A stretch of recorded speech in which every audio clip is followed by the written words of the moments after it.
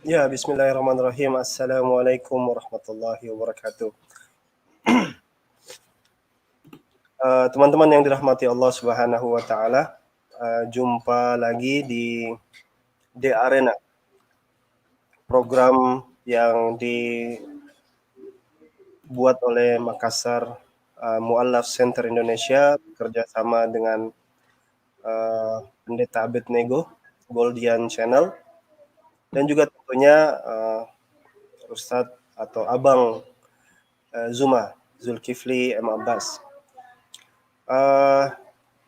Jadi teman-teman yang dirahmati Allah Subhanahu wa taala, program ini adalah program di mana kita dialog dan diskusi dengan orang-orang non-muslim atau di luar Islam dalam rangka untuk membahas apa saja dua arah, baik dari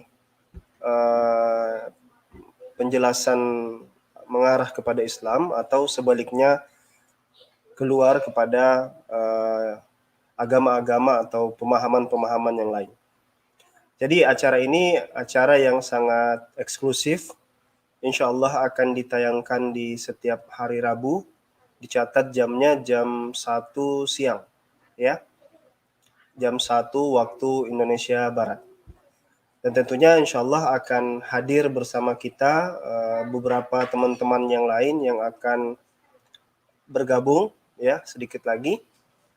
Tapi yang membedakan arena dengan yang lain-lain adalah kita mencari teman dialog yang tidak kita angkat semuanya.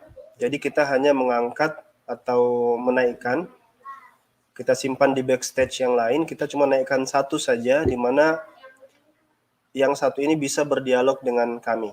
Ya, jadi dia bebas bertanya atau mengeluarkan hujah atau apa saja, dan begitu juga kami juga bisa untuk balik bertanya atau memberikan pendapat seperti itu. Nah, saya akan bagikan linknya teman-teman ya di sini di komen. Ya, kalian silahkan bisa digunakan link itu untuk naik, khususnya bagi yang non-muslim ya. You are welcome. Jadi daripada kalian misalnya menghujat atau ngerumpi, ini momen kalian berhadapan dengan kami untuk dialog dengan bagus ya. Jangan lupa untuk subscribe channel MMCI ya. Teman-teman, ini kalau belum subscribe ini sayang ya. Nanti insya Allah di channel MMCI jangan sampai kelewatan, akan ada wawancara eksklusif ya. Sudah di recording kemarin, mungkin akan diupload di hari Sabtu. Perbincangan tentang malaikat penolong Ustadz Zuma dan teman-teman di MMCI. Nanti kalian bisa nonton di sana, di channel itu, sehingga subscribe sekarang ya channelnya ya. Di subscribe, di share, like dan komen kalau belum subscribe. Oke.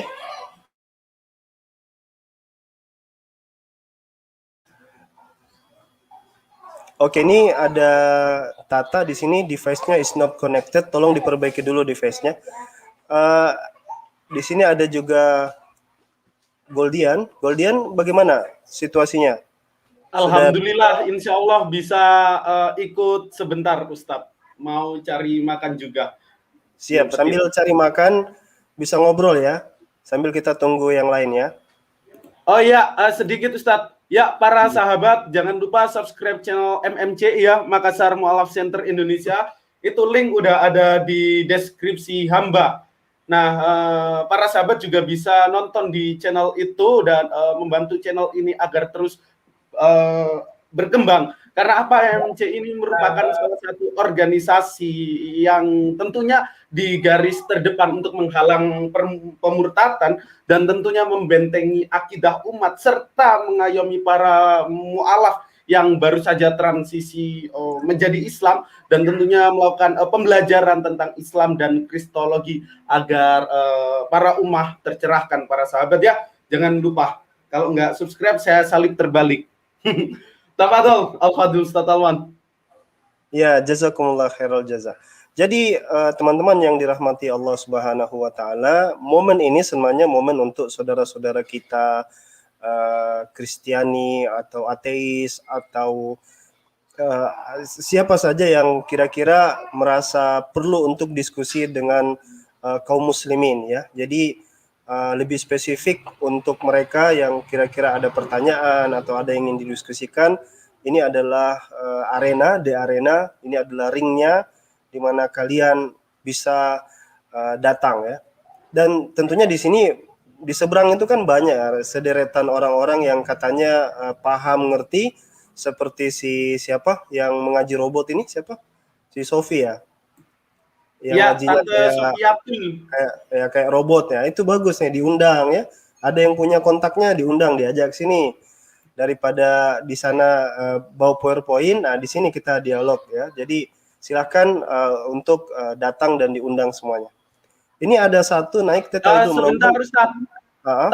Afwan, Ustadz Tahta ini ada di bawah, device not connected, jadi hamba tidak bisa masukkan Ustadz Tahta. Oh, Coba iya, Ustadz keluar terus masuk lagi atau perbaiki handset. Ini device not connected. Kami tidak bisa memasukkan. Ya. Lanjut, Ustadz. Iya, ini ada Lili Karnisa. Coba di live comment dulu apakah Muslim atau non Muslim. Muslimah beliau, tapi ingin mengajukan satu pertanyaan. Kita beri kesempatan saja ya, boleh, biar ada diskursus yang jalan begitu. Assalamualaikum Kak Lili Karnisa. Waalaikumsalam warahmatullahi wabarakatuh. Waalaikumsalam. Ya, ada yang ingin disampaikan atau ditanyakan kepada kami? Iya, aku sebenarnya mau nanya untuk kaum Kristen, tapi kok belum ada. Tidak apa-apa, dianukan saja. Apa pertanyaan? Oh iya, oke. Gini, nanti aku kan sering ngikutin live-nya Ustadz Zuma sama yang lain-lain, termasuk Goldian juga. Aku sering nemuin pembahasan yang mengatakan Tritunggal. Nah, halo? Tes. Udah kedengeran. Nah, jadi aku tuh bingung gini ya sama konsep Tritunggal gitu kan. Kan para pendeta sering bilang gini, katanya konsep Tritunggal itu nggak bisa dipahami sama nalar manusia kan. Nah, jadi yang aku bingungin sebenarnya mereka memahami konsep Tritunggal itu pakai nalar yang mana? Mereka sendiri kan manusia gitu loh.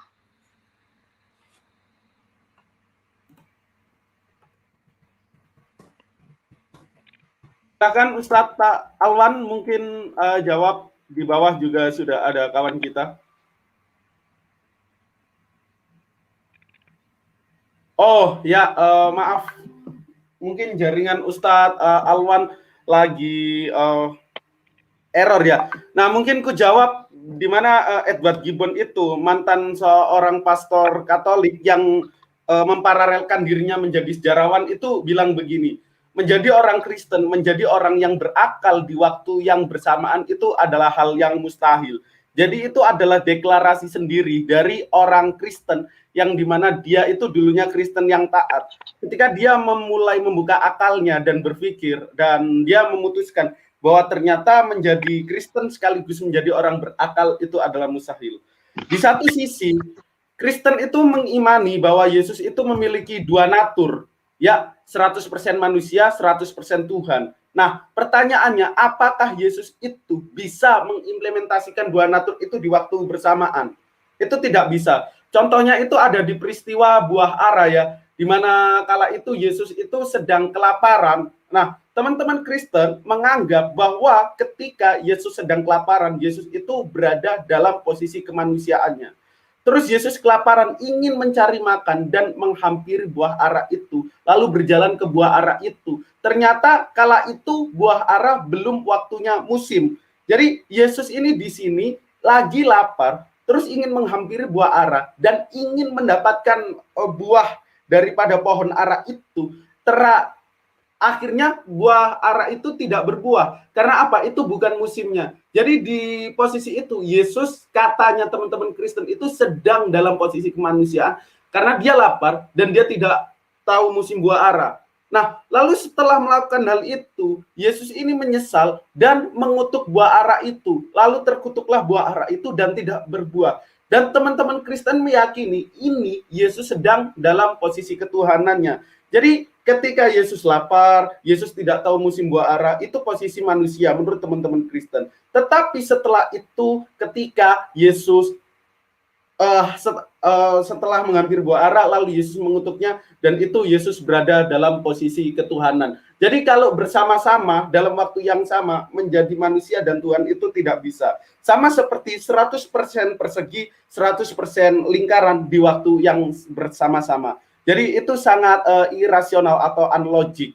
Jadi kalau kita berpikir menggunakan akal kita itu tidak bisa, Kak Lili Karnisa, untuk mengimani secara bersamaan akal dan iman mereka secara barengan. Itu ada lagi?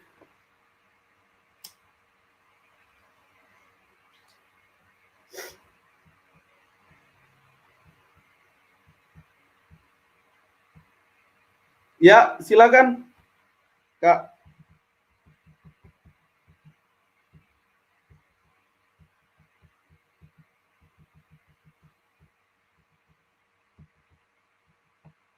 Halo.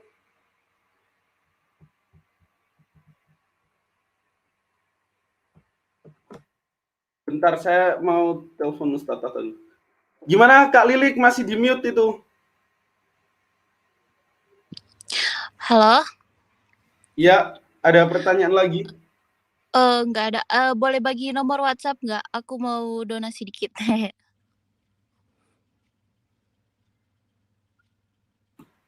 Oh, kirain mau pendekatan ke aku. Ini dijawab. Tunggu, aku catat. Oke, makasih ya Kak atas pertanyaannya. Saya izin turunin. Ini juga sudah ada kawan kita pengembaraan nihilisme. Selamat siang, brother. Oke, ini sebentar. Pengembaraan nihilisme tunggu dulu ya, karena sudah pernah minggu lalu. Mungkin agak tahan dulu. Kita coba kasih kesempatan yang lain. Mohon maaf tadi saya agak terlambat ada misconnection dengan ininya internet saya. Kita turunkan dulu sedikit ya. Tolong sabar dulu pengembaraan nihilisme ya. Kita coba kasih kesempatan dulu ke yang lain. Ini gimana turunkannya, Goldian? Iya, bisa langsung di remote. Oke. Coba kita lihat dulu si yang non muslim kira-kira.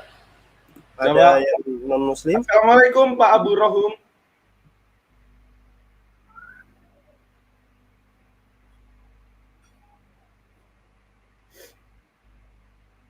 Oh, keluar. Ya, jadi teman-teman kita usahakan untuk dialog dengan yang non muslim dulu ya, selain Islam ya, karena di arena ini konsepnya seperti itu. Nanti kalau giliran sesama muslim, nanti kita bikinkan lagi apa istilahnya, kayak room mungkin kayak room ramah tamah lah, seperti itu kira-kira. Nah, ini ternyata tidak ada ya. Yang ada itu cuman yang tadi Pak pengembara ya. Kalau kita izinkan lagi, silakan naik lagi Pak pengembara. Keluar dia.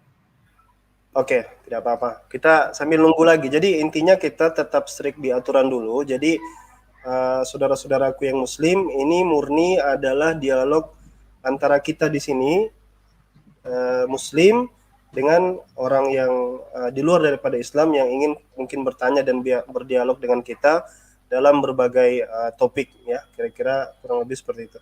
Ustaz Zuma di mana ya, Ustaz Zuma? Belum masuk ya? Belum, masih di kantor beliau. Oke.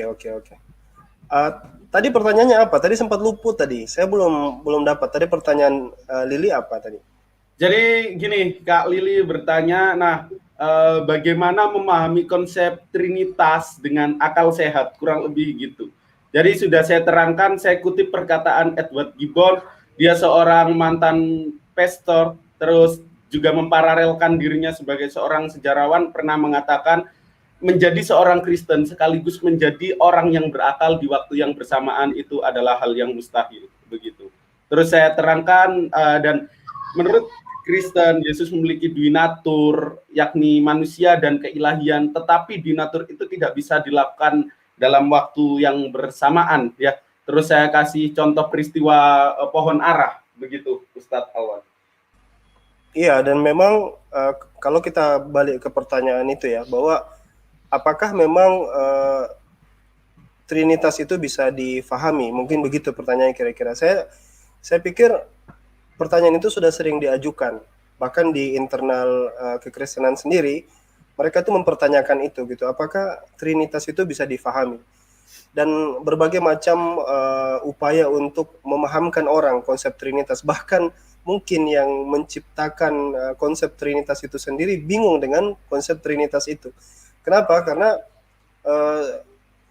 sesuatu yang sifatnya sangat abstrak ya, kalau absurd. Jadi kayak bagaimana bisa di satu waktu jadi kotak, terus di satu waktu jadi segitiga atau bulatan. Jadi kalau kita gabungkan antara bulatan dengan kotak, itu kita tidak bisa bilang 100% kotak, 100% bulatan. Karena kita gabung bagaimanapun bulatan dengan kotak, itu dia pasti akan tersisa bulatannya atau tersisa kotaknya. Ya, sehingga ini sangat impossible untuk kemudian bisa difahami. Seperti misalnya antara ketidakberdayaan dengan kemahakuasaan. Ini sesuatu yang sangat kontradiktif. Yang menarik adalah mereka berpegang teguh bahwasanya statusnya itu adalah tetap sama, jadi co-equal. Ketika dia tetap sama, co-equal atau homoousios, berarti sama sekali tidak ada perbedaan, hanya perannya yang berbeda-beda. Dalam arti peran ini dikatakan pribadi-pribadi tadi itu. Tapi kalau kita misalnya lihat buku daripada Syabir Ali yang mengatakan bahwasanya Jesus is God, but Bible say no, ya, kalaulah misalnya Yesus itu dianggap sebagai Tuhan, tapi kenyataannya Bible itu sendiri atau Gospel justru menjelaskan adalah tidak sama sekali. Dan itu sudah sering dibahas apalagi sama Gurunda Zuma ya. Oke. Mungkin diundang dulu mungkin di saudara-saudara kita yang Kristen ini ya, dari diundang, diajak ya. Di sini tempat kalian ngobrol dan menunjukkan argumentasi terbaik kalian gitu.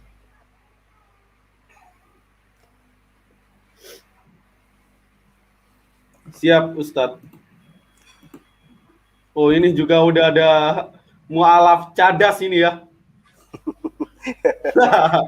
Assalamualaikum, Ko Julius. Waalaikumsalam. Aduh, sakit kepala gue. Assalamualaikum Ustaz Alwan. Ini live apa, Gol? Live Makassar Mualaf Center Indonesia. Jadi kami membuka seri khusus setiap Rabu, yang dimana ini seri mungkin juga bisa dibilang terinspirasi dari saudara-saudara kita di Speaker Corner, yakni Brother Hamzah di Arena. Nah, di mana kita membuka sesi diskursus dengan para sahabat-sahabat kita Kristen yang mungkin di dalam akal pikirannya ada subhat-subhat tentang Islam yang belum terjawabkan. Begitu. Siap. Oke, lanjut. Oh, nyimak aja. Ada pertanyaan, mantan kafir? Ada pertanyaan kepada kami Muslim? Kok nggak enak ya gue dipanggil itu. Oke. Kasih waktu aja. Silakan mantan kafir.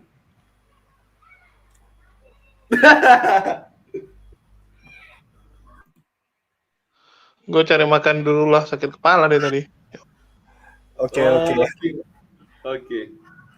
Harus banyak istirahat, Bang Julius. Yeah. Di sini ada Muhammad Ghazali, Muslim atau non Muslim?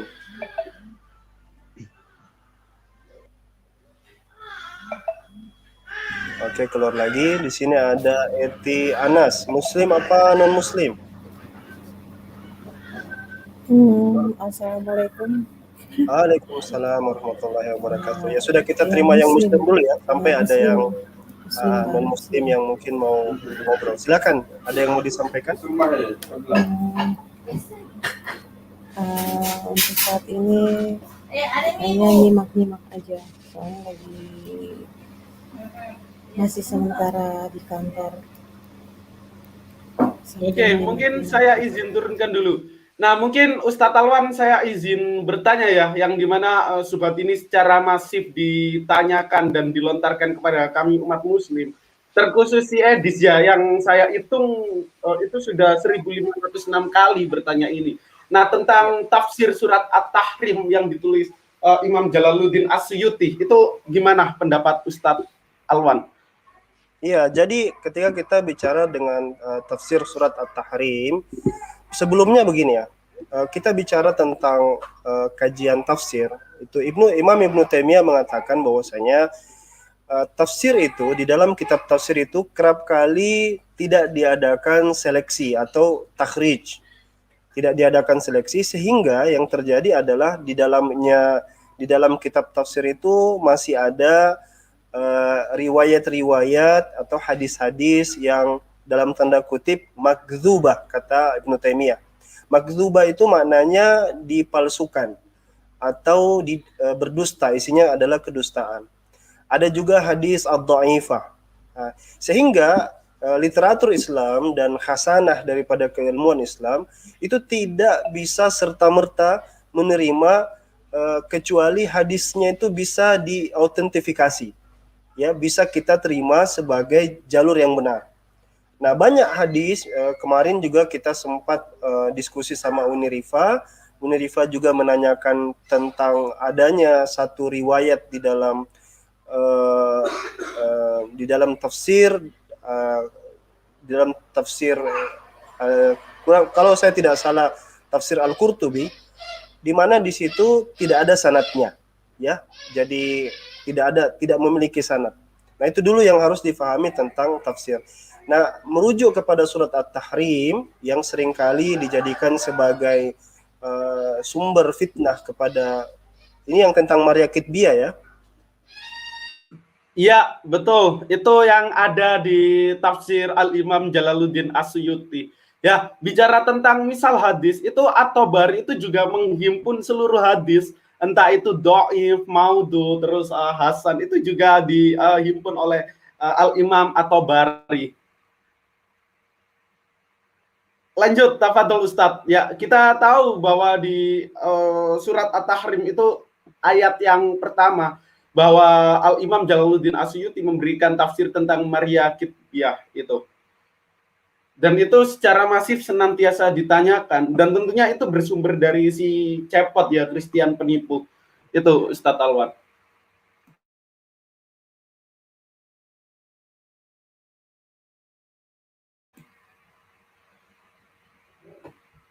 Ya, Ustadz Alwan. Wah. Nah, mungkin mohon maaf ya para sahabat, ada kendala teknis yang dialami oleh Ustadz Alwan. Ya ginilah, kalau kita berdakwah dengan wadah media, kita tidak bisa memungkiri bahwa akan terjadi kendala teknis yang tidak kita senangi. Dan itu tentunya suatu hal yang biasa ya. Seperti ini tadi Ustadz Alwan ada kendala teknis. Mungkin saya naikkan dulu untuk ngobrol. Assalamualaikum warahmatullahi wabarakatuh, Pak Muhammad Ghazali.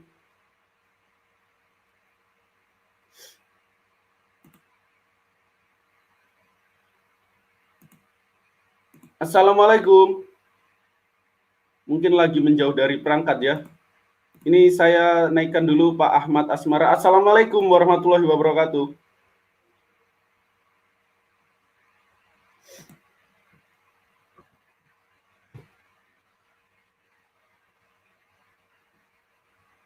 Ya, oke, para sahabat yang hadir di live comment, terkhusus Kristiani, bisa masuk untuk bertanya-tanya ya, apabila ada keluh kesah tentang keislaman.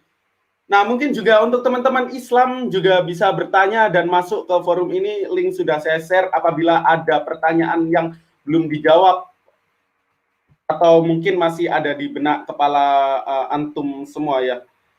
Nah, untuk ikhwan fillah, jangan lupa subscribe channel MMCI ya, itu link tadi sudah hamba share. Ini Ustadz Alwan datang lagi. Ya, mohon maklum ya, Nah, ini apabila kita berdakwah saya dengan coba- wadah media ini, pasti kendala teknis itu tidak bisa kita hindari. Gimana, Ustadz Alwan sudah? ya udah. Jadi jaringan kayaknya kurang mendukung. Jadi tadi saya terkeluar. Padahal tadi saya lagi menjelaskan, tidak sadar ternyata saya tidak terkoneksi. Gimana? Kita lanjutin. Ini ada satu mungkin yang kita naikkan dulu. Ya, boleh. Ya, selamat siang. Assalamualaikum. Waalaikumsalam. Masya Allah. Assalamualaikum warahmatullahi wabarakatuh.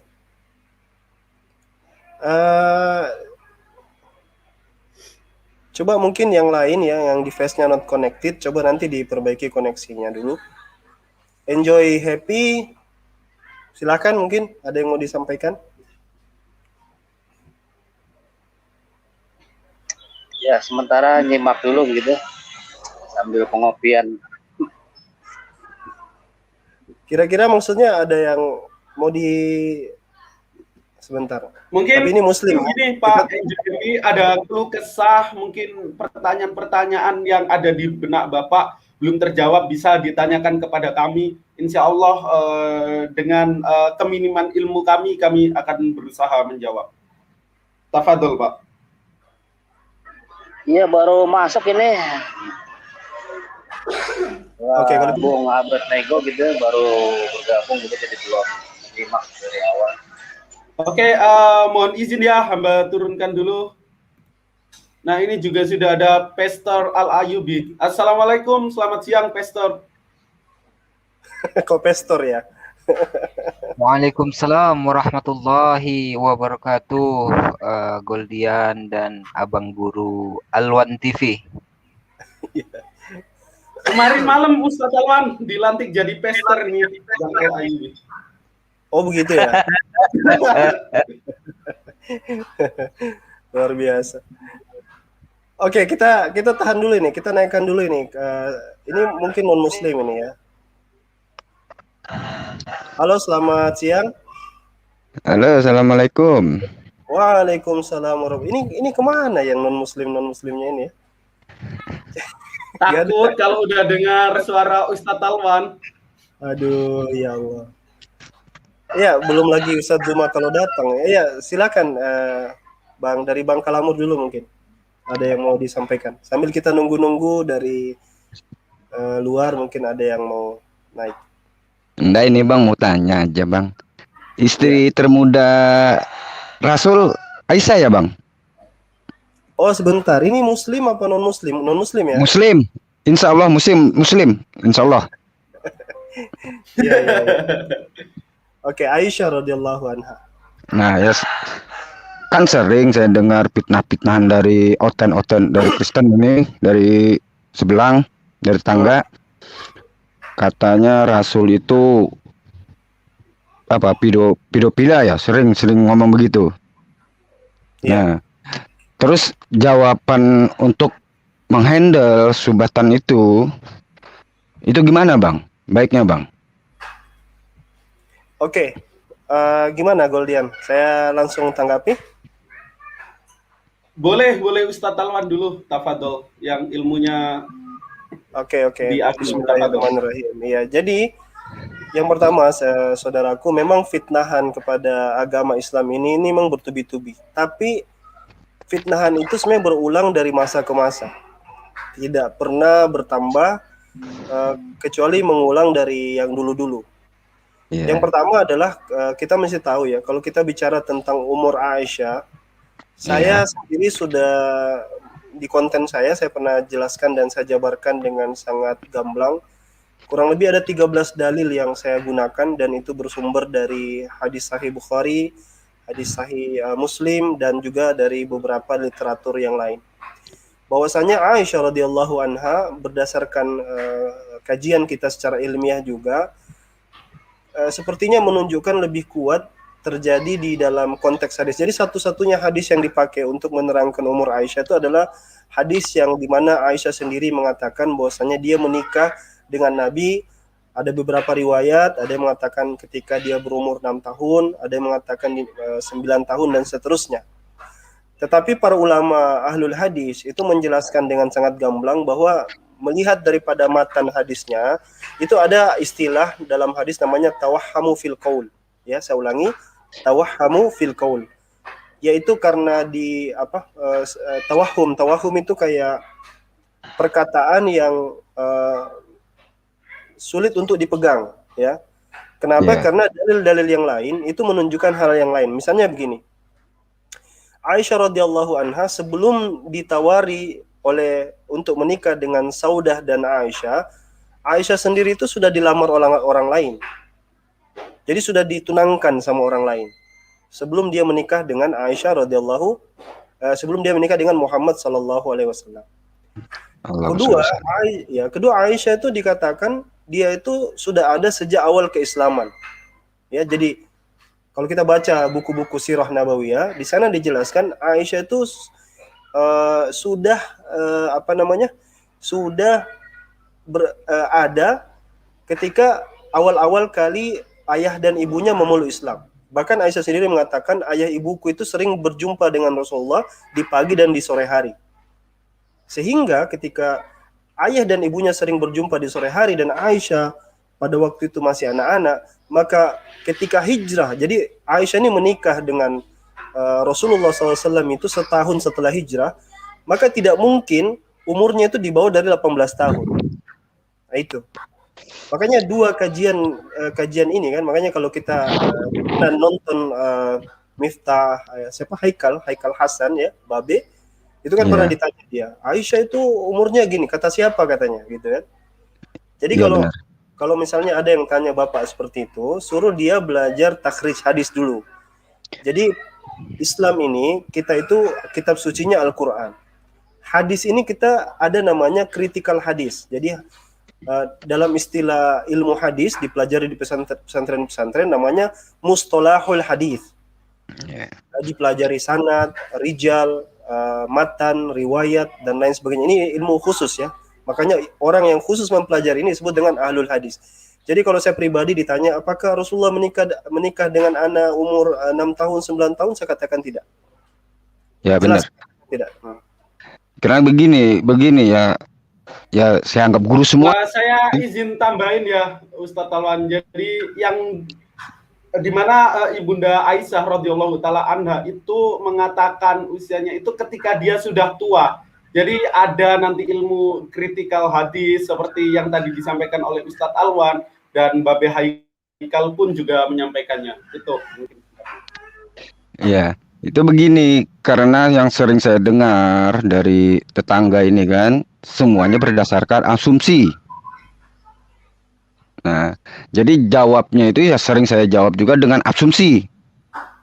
Nah, pada saat zaman Rasul dahulu kan Al-Quran diingat, dihafal. Nah, jadi Rasul ini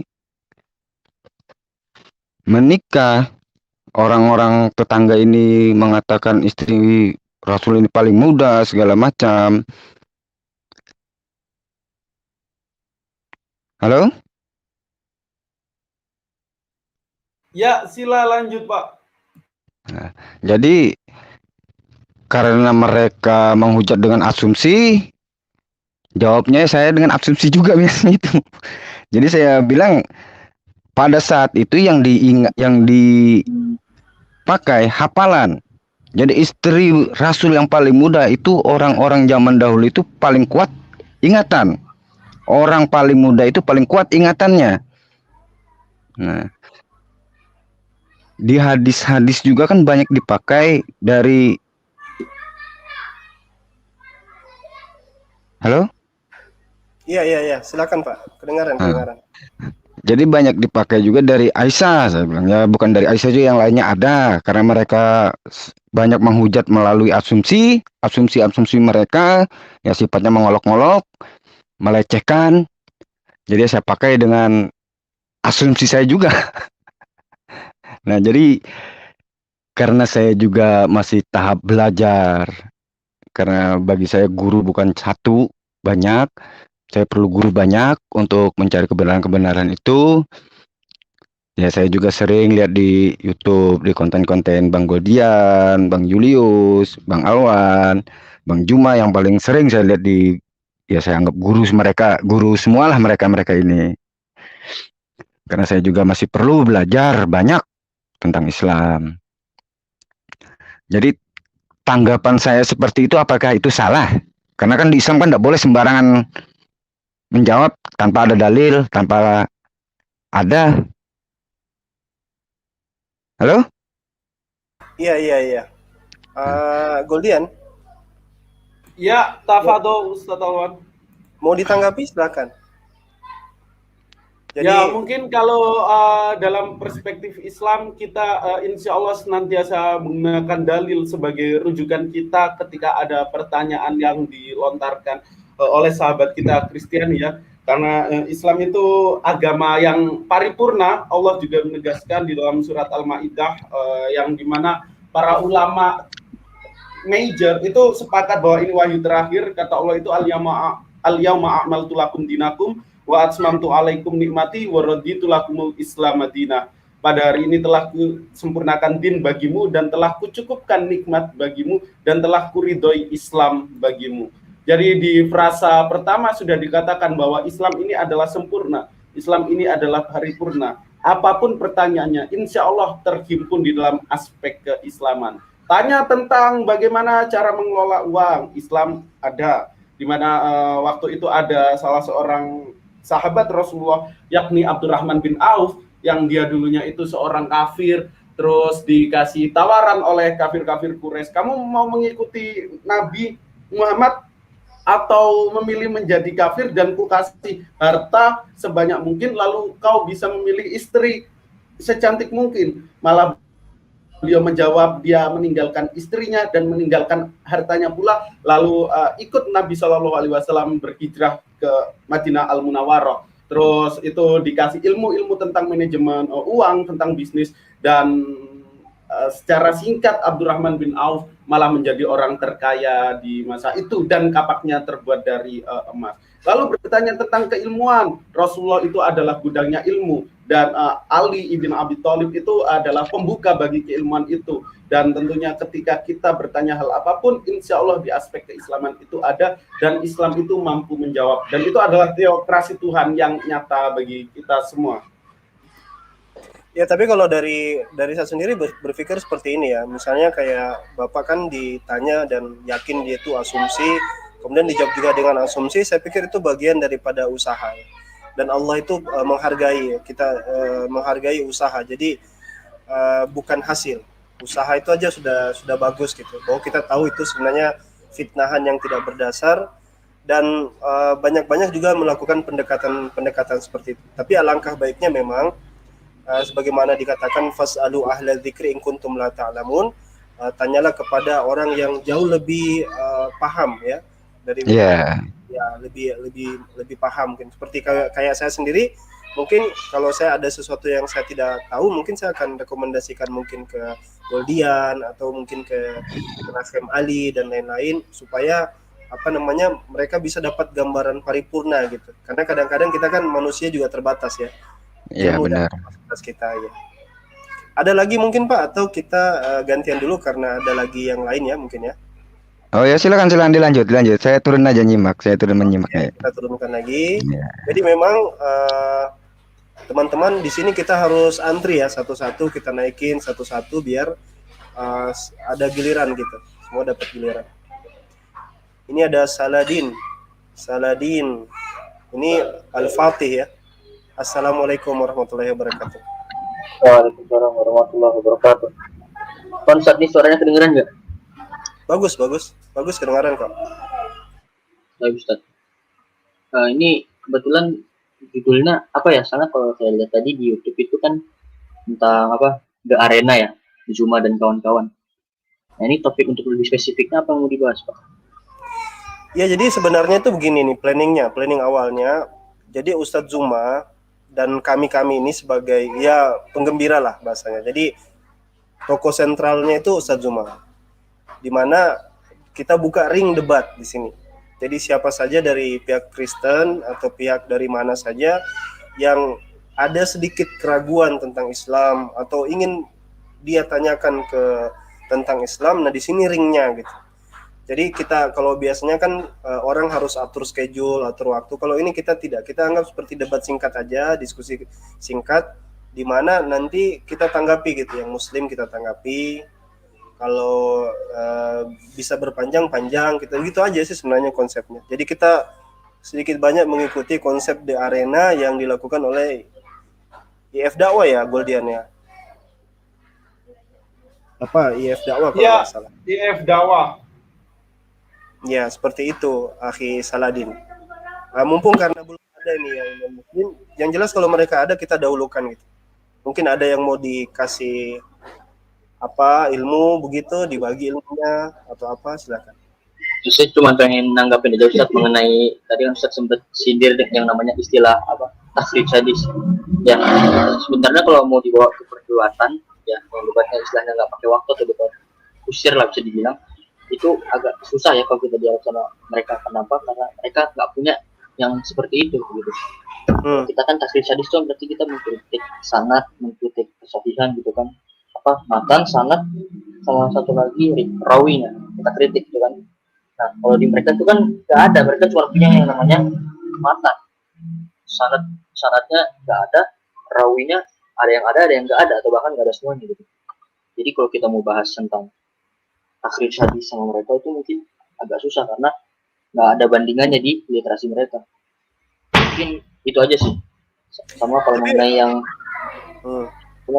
mengenai yang di hadis tadi yang apa yang Aisyah berumur 6 tahun itu, saya mau nanya Ustaz, itu kalau misalkan tadi Ustaz berpendapat bahwa sebenarnya Aisyah salah ngomong atau mungkin kelupaan gitu, ya berarti jatuhnya Aisyah saat itu sudah lupa gitu atau salah sebut gitu kan, atau gimana Ustaz?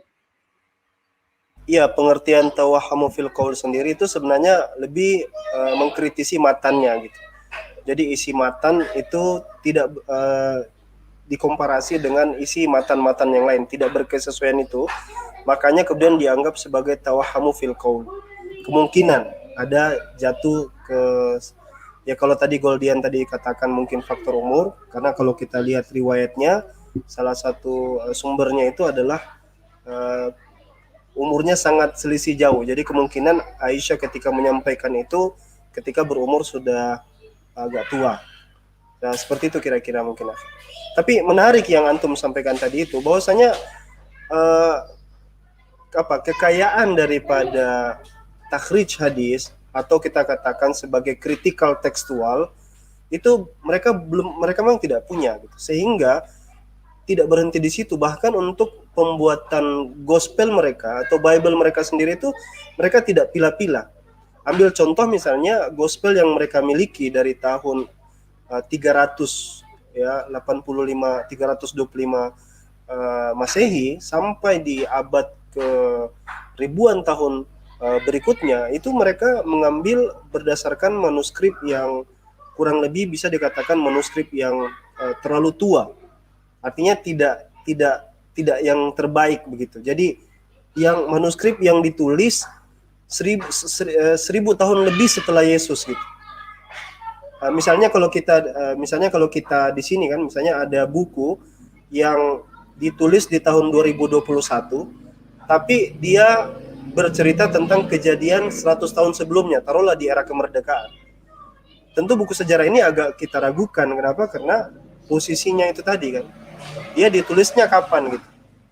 Nah, kalaupun dia salinan ya, mengcopy dari yang sebelum-sebelumnya, dari yang tua gitu, dari yang kira-kira mendekati zaman kejadiannya, itu tetap juga ada apa yang orang katakan itu gap yang sangat jauh gitu, dan itulah yang akhirnya mengakibatkan kondisi Bible sekarang itu memang kalau yang mempelajari critical tekstual mereka sudah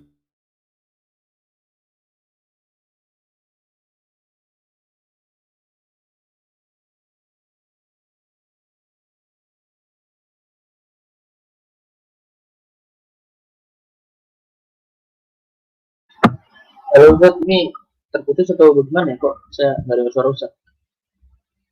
Halo Bang Goldian.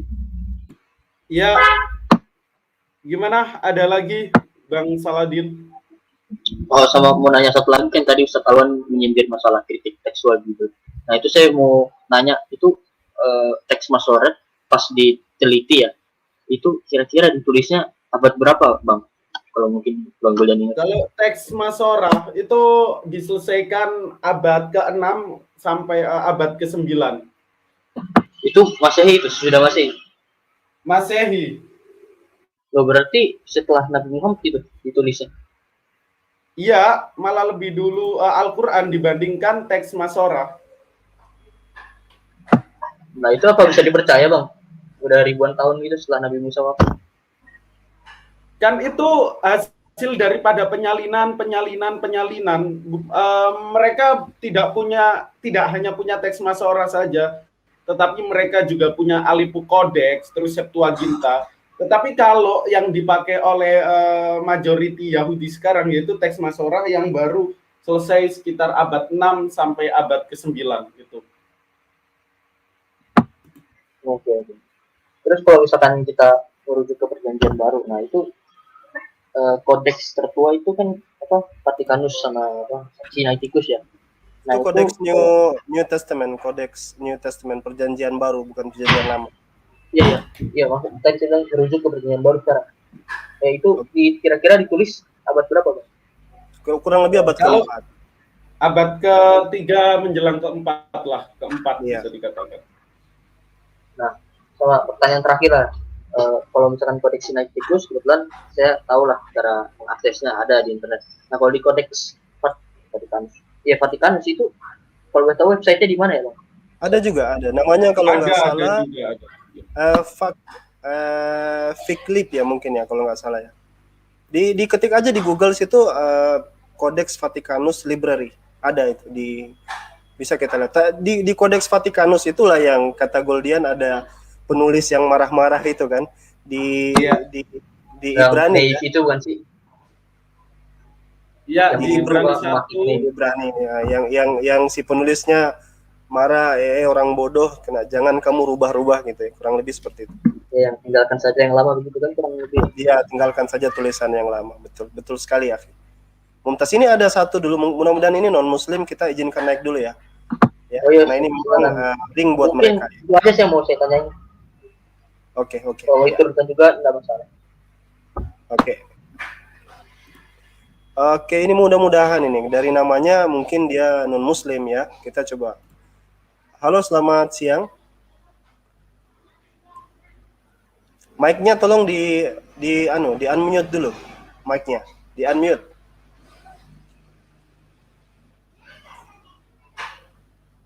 Uncle Waroka.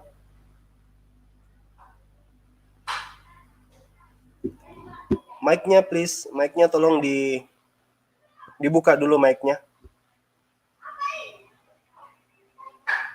Oke, belum ada ini tanggapan. Oke, saya kasih teman-teman ya. Jadi kalau kalian belum subscribe channel Makassar Mu'allaf Center Indonesia, tolong di-subscribe ya. Kita targetkan at least 1000 subscriber lah. Sekarang berapa posisinya ya? Sambil kita nunggu ini apa namanya? At least 1000 subscribe. Sekarang sudah 800-an ya, masih kurang sekali.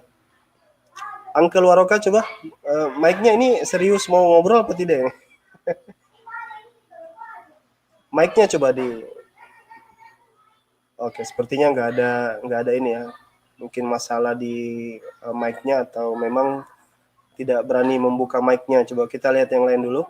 Kita turunkan dulu ini. Kita naikkan ya Ahmad Asmara ya. Assalamualaikum. Waalaikumsalam warahmatullahi wabarakatuh. Oke, Masya Allah. Ini hanya menanggapi saja ya. Sebelumnya saya tanya dulu Pak Ahmad, sudah subscribe ya. belum? Sudah. Alhamdulillah teman-teman mualaf semua sudah saya subscribe semua channelnya. Oh, Masya Allah. Oke, silakan dilanjutkan.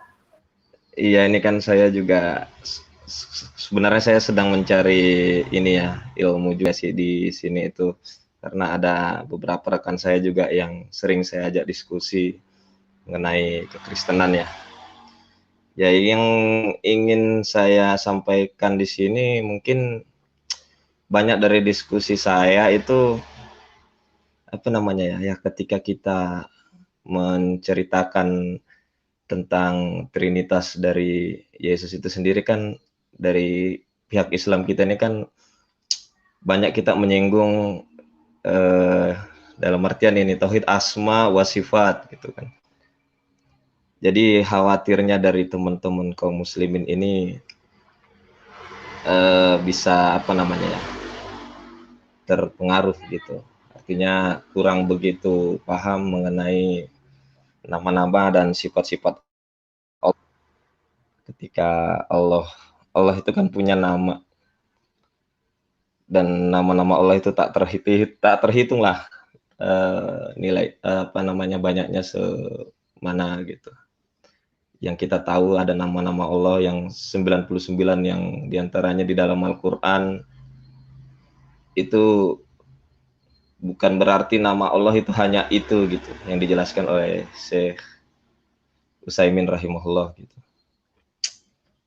Akan tetapi apa namanya ya, itu yang berhak untuk kita imani karena itu yang sudah termaktub di dalam Al-Quran kita. Nah, ketika Allah punya nama, artinya dari nama-nama tersebut kan mengandung sifat gitu.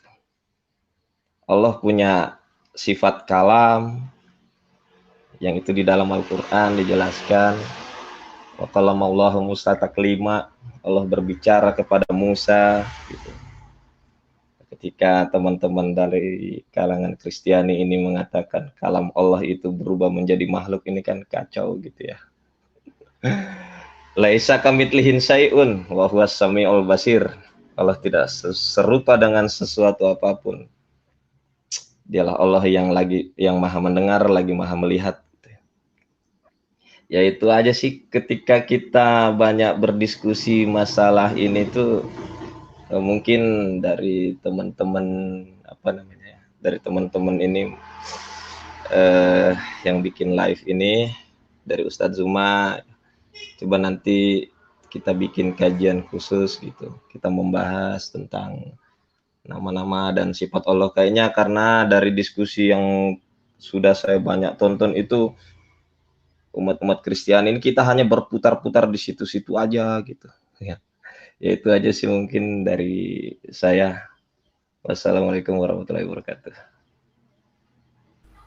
Waalaikumsalam warahmatullahi wabarakatuh. Jadi intinya memang masalah ini ya, ketuhanan gitu ya, konsep ketuhanan yang memang sering didiskusikan memang gitu. Tapi saya ingin perlihatkan yang ini sebenarnya agak sedikit deceive dalam artian deceive itu maksudnya apa ya, tidak apa cara terjemahannya yang menurut saya di sini sedikit menipu mungkin menurut saya. Saya share screen di sini. Di sini. Kalau teman-teman lihat ini cuman ini aja intermezzo aja ya sedikit ya. Kalau kita lihat di sini Yohanes 8 ayat 40, tetapi yang kamu kerjakan ialah berusaha membunuh aku seorang yang mengatakan kebenaran kepadamu. Ini sebenarnya kalau kita lihat ke ininya, ke teks bahasa aslinya itu pakai anthropos ya. Anthropos itu apa? Manusia. Ya. Jadi coba kita lihat Arab lah ya. Kalau Arab mungkin kalau interlinear, kalau Arab itu agak jelas kalau Arab ya. Kalau Arab itu dikatakan Arab itu di Arabnya al-insan ya, manusia. Oh ya, ini teman-teman mungkin bisa lihat ya. Bisa. Ini. A man ya, seorang manusia, anthropon. Jadi Yesus itu sendiri sebenarnya sudah mengakui dirinya tuh hanya manusia saja gitu. Cuman yang aneh dulu ada namanya Pak Abdon Sagala yang mengatakan, oh Yesus itu tidak kayak manusia yang kalian bayangkan. Dia tidak punya sistem pencernaan gitu. Dia nggak butuh makan. Gitu. saya sempat agak shock juga waktu itu. Wah, ini gimana ini? Jadi Yesus itu antropon ya. Kalau antropon ya seorang manusia. Cuman kalau di terjemahan tadi kan dia bilangnya apa? Seorang aja. Jadi dia cuma terjemahin ininya aja nih. Hanya aja nih. Man-nya dia hilangkan gitu. Karena itu berpengaruh pada doktrin mereka. Memang akal ini akan, kalau bahasa saya kan sering kayak gitu. Urat-urat kita itu akan tertarik ketika kita berusaha untuk mentuhankan manusia gitu. Nanti mereka akan bilang, oh tidak, Tuhan yang membuat dirinya menjadi manusia. Sama aja. Ngapain misalnya Tuhan membuat dirinya terhina gitu.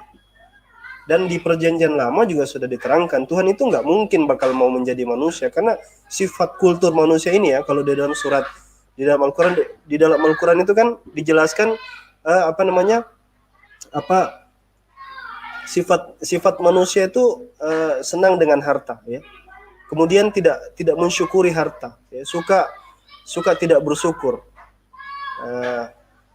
Fa idza ibtalahu, bagaimana lanjutan ayatnya? Bagaimana yang gimana Ustaz? Bagaimana ayat ketika mereka diuji ya manusia itu dan diberikan kesempitan, yang mereka dapat kesempitan, fayaqulu rabbi ahanan ya, mereka mengatakan apa? Tuhanku menghinakan aku. Jadi sifat manusia itu suka whine itu bahasa Inggris artinya mengeluh gitu. Nah, Yesus ini kan di dalam perjanjian baru juga punya sifat itu. Ketika dia dapati pohon ara nggak berbuah kan marah dia, ada rasa mengeluh juga kan dia. Jadi sulit bagi Tuhan yang Maha Kuasa itu untuk punya rasa mengeluh, berkeluh kesah ya. Ketika dia disiksa, dikejar-kejar, Yesus itu mengatakan kepada tentang Yudas, dia katakan, Yudas, aduh duhai Yudas ini, coba nggak usah dilahirkan loh. Dia mengeluh tentang Yudas, duhai sekiranya dia tidak dilahirkan ya, kata Yesus gitu. Lah kalau misalkan dia Tuhan, dia tidak akan punya sifat mengeluh ini. Makanya saya katakan bahwasanya mereka kan selalu mengklaim bahwasanya Allah itu seharusnya bisa menjadi apa saja. Saya katakan tidak. Allah itu tidak bisa menjadi pembohong. Allah tidak bisa menjadi pencuri. Allah tidak bisa menjadi pelaku pelaku penghukum yang tidak adil gitu. Karena itu menghilangkan sifat kemuliaannya. Jadi Allah itu bisa melakukan sesuatu yang pantas bagi dirinya. Nah, ini yang kadang-kadang tidak dipahami ya. Kira-kira gitu ya. Oke, ada lagi mungkin?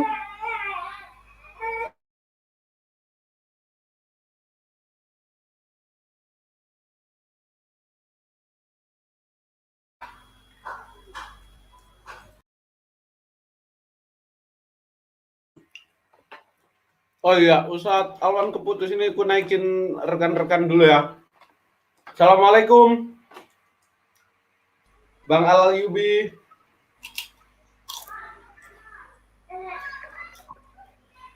Waalaikumsalam warahmatullahi wabarakatuh. Ya, lanjut.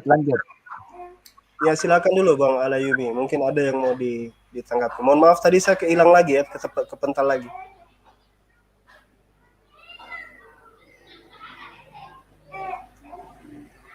Bang Al-Ayubi, ada yang mau disampaikan?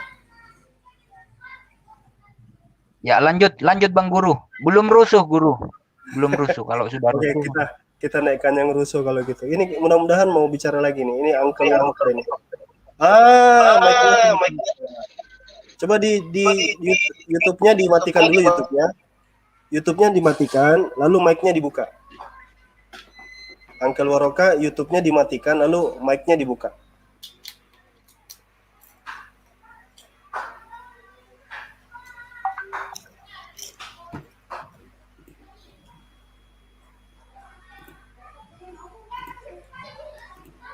Oke, jadi kita tunggu, sambil kita tunggu ini kita tidak tahu ya, mic-nya lama sekali tidak dibuka. Ini sudah ada Ustadz kita. Assalamualaikum warahmatullahi wabarakatuh, Gurunda Zuma. Waalaikumsalam warahmatullahi wabarakatuh. Masya Masya Allah, luar Allah. sekali, Pucuk seperti biasa. apa bahasanya itu? Pucuk dinanti ulang pun tiba atau gimana? Iya, pucuk dinanti ulang pun tiba. Alhamdulillah. Alhamdulillah. Masya Allah. Jadi ini sebenarnya ya yang jadi aktor utamanya ini guru kita ini, Ustaz Zuma. Kita ini menemani saja. Jadi nanti Iya, iya, teman-teman iya, iya. yang memang siap dengan argumentasi bahwa ini Uncle Waroka ini dari tadi tidak mic-nya menyala. Tadi nyala kan mic-nya ya.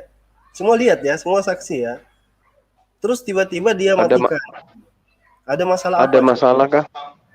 Ya, ada masalah kah? Mungkin Uncle Waroka coba mic-nya dinyalakan lagi Uncle Waroka. Mungkin ada pembahasan di hari ini. Bahasa apa kita? Jadi arena itu kurang lebih kita mengajak dialog di luar daripada Islam. Mungkin mereka ingin berdialog masalah ketuhanan, tapi yang membedakan adalah seperti kita melayani banyak orang gitu, Kanda Ustaz. Jadi kayak mereka naik, sudah ngobrol-ngobrol, ganti lagi, dan kita utamakan yang non-Muslim gitu. Nah, saya mencurigai ini non-Muslim gitu. Saya mencurigainya, makanya saya naikkan. Gitu. Mumpung ada Zuma, nah kesempatan ini Uncle Waroka mungkin ada yang mau diperbincangkan, ada yang mau didiskusikan dengan kami di sini. Silakan mic-nya di mungkin kalau Goldian yang bujuk boleh coba. Silakan Uncle Waroka, mungkin bisa dibuka mic-nya.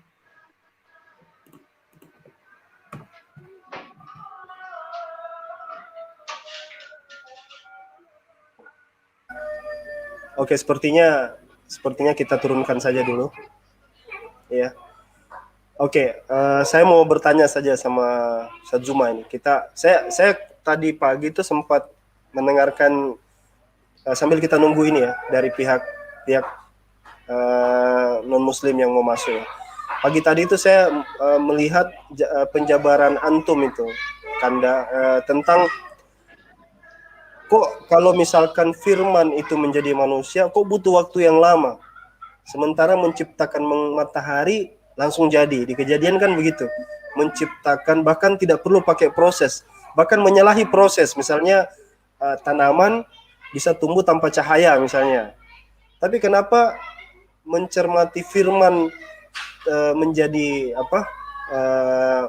manusia itu butuh proses, harus masuk dulu di kandungan 9 bulan lamanya ya, harus bergelut, lari-lari juga ada ya, proses Maria dan Yusuf ya, lari mengungsi ke Mesir.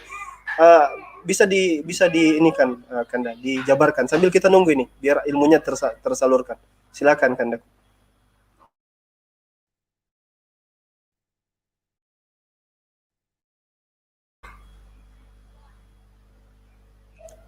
Akhi Goldian, suara saya kedengaran nggak? Dengar suara Al-Fadil Ustadz Zuma yang belum. Oke. Tapi beliau. Oh ya, sudah. Mumtaz. Guru. Silakan Kanda. Silakan Bang. Ya.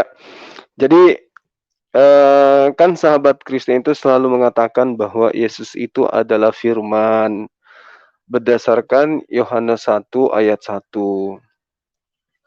Nah, sebenarnya kalau mereka ingin memahami dengan pendekatan akal itu juga sebenarnya tidak salah. Tapi dengan syarat semua ciptaan itu kudu wajib dia imani juga sebagai firman. Karena segala sesuatu ciptaan itu pada mulanya adalah berasal daripada apa? Kehendak firman Allah kan gitu ya.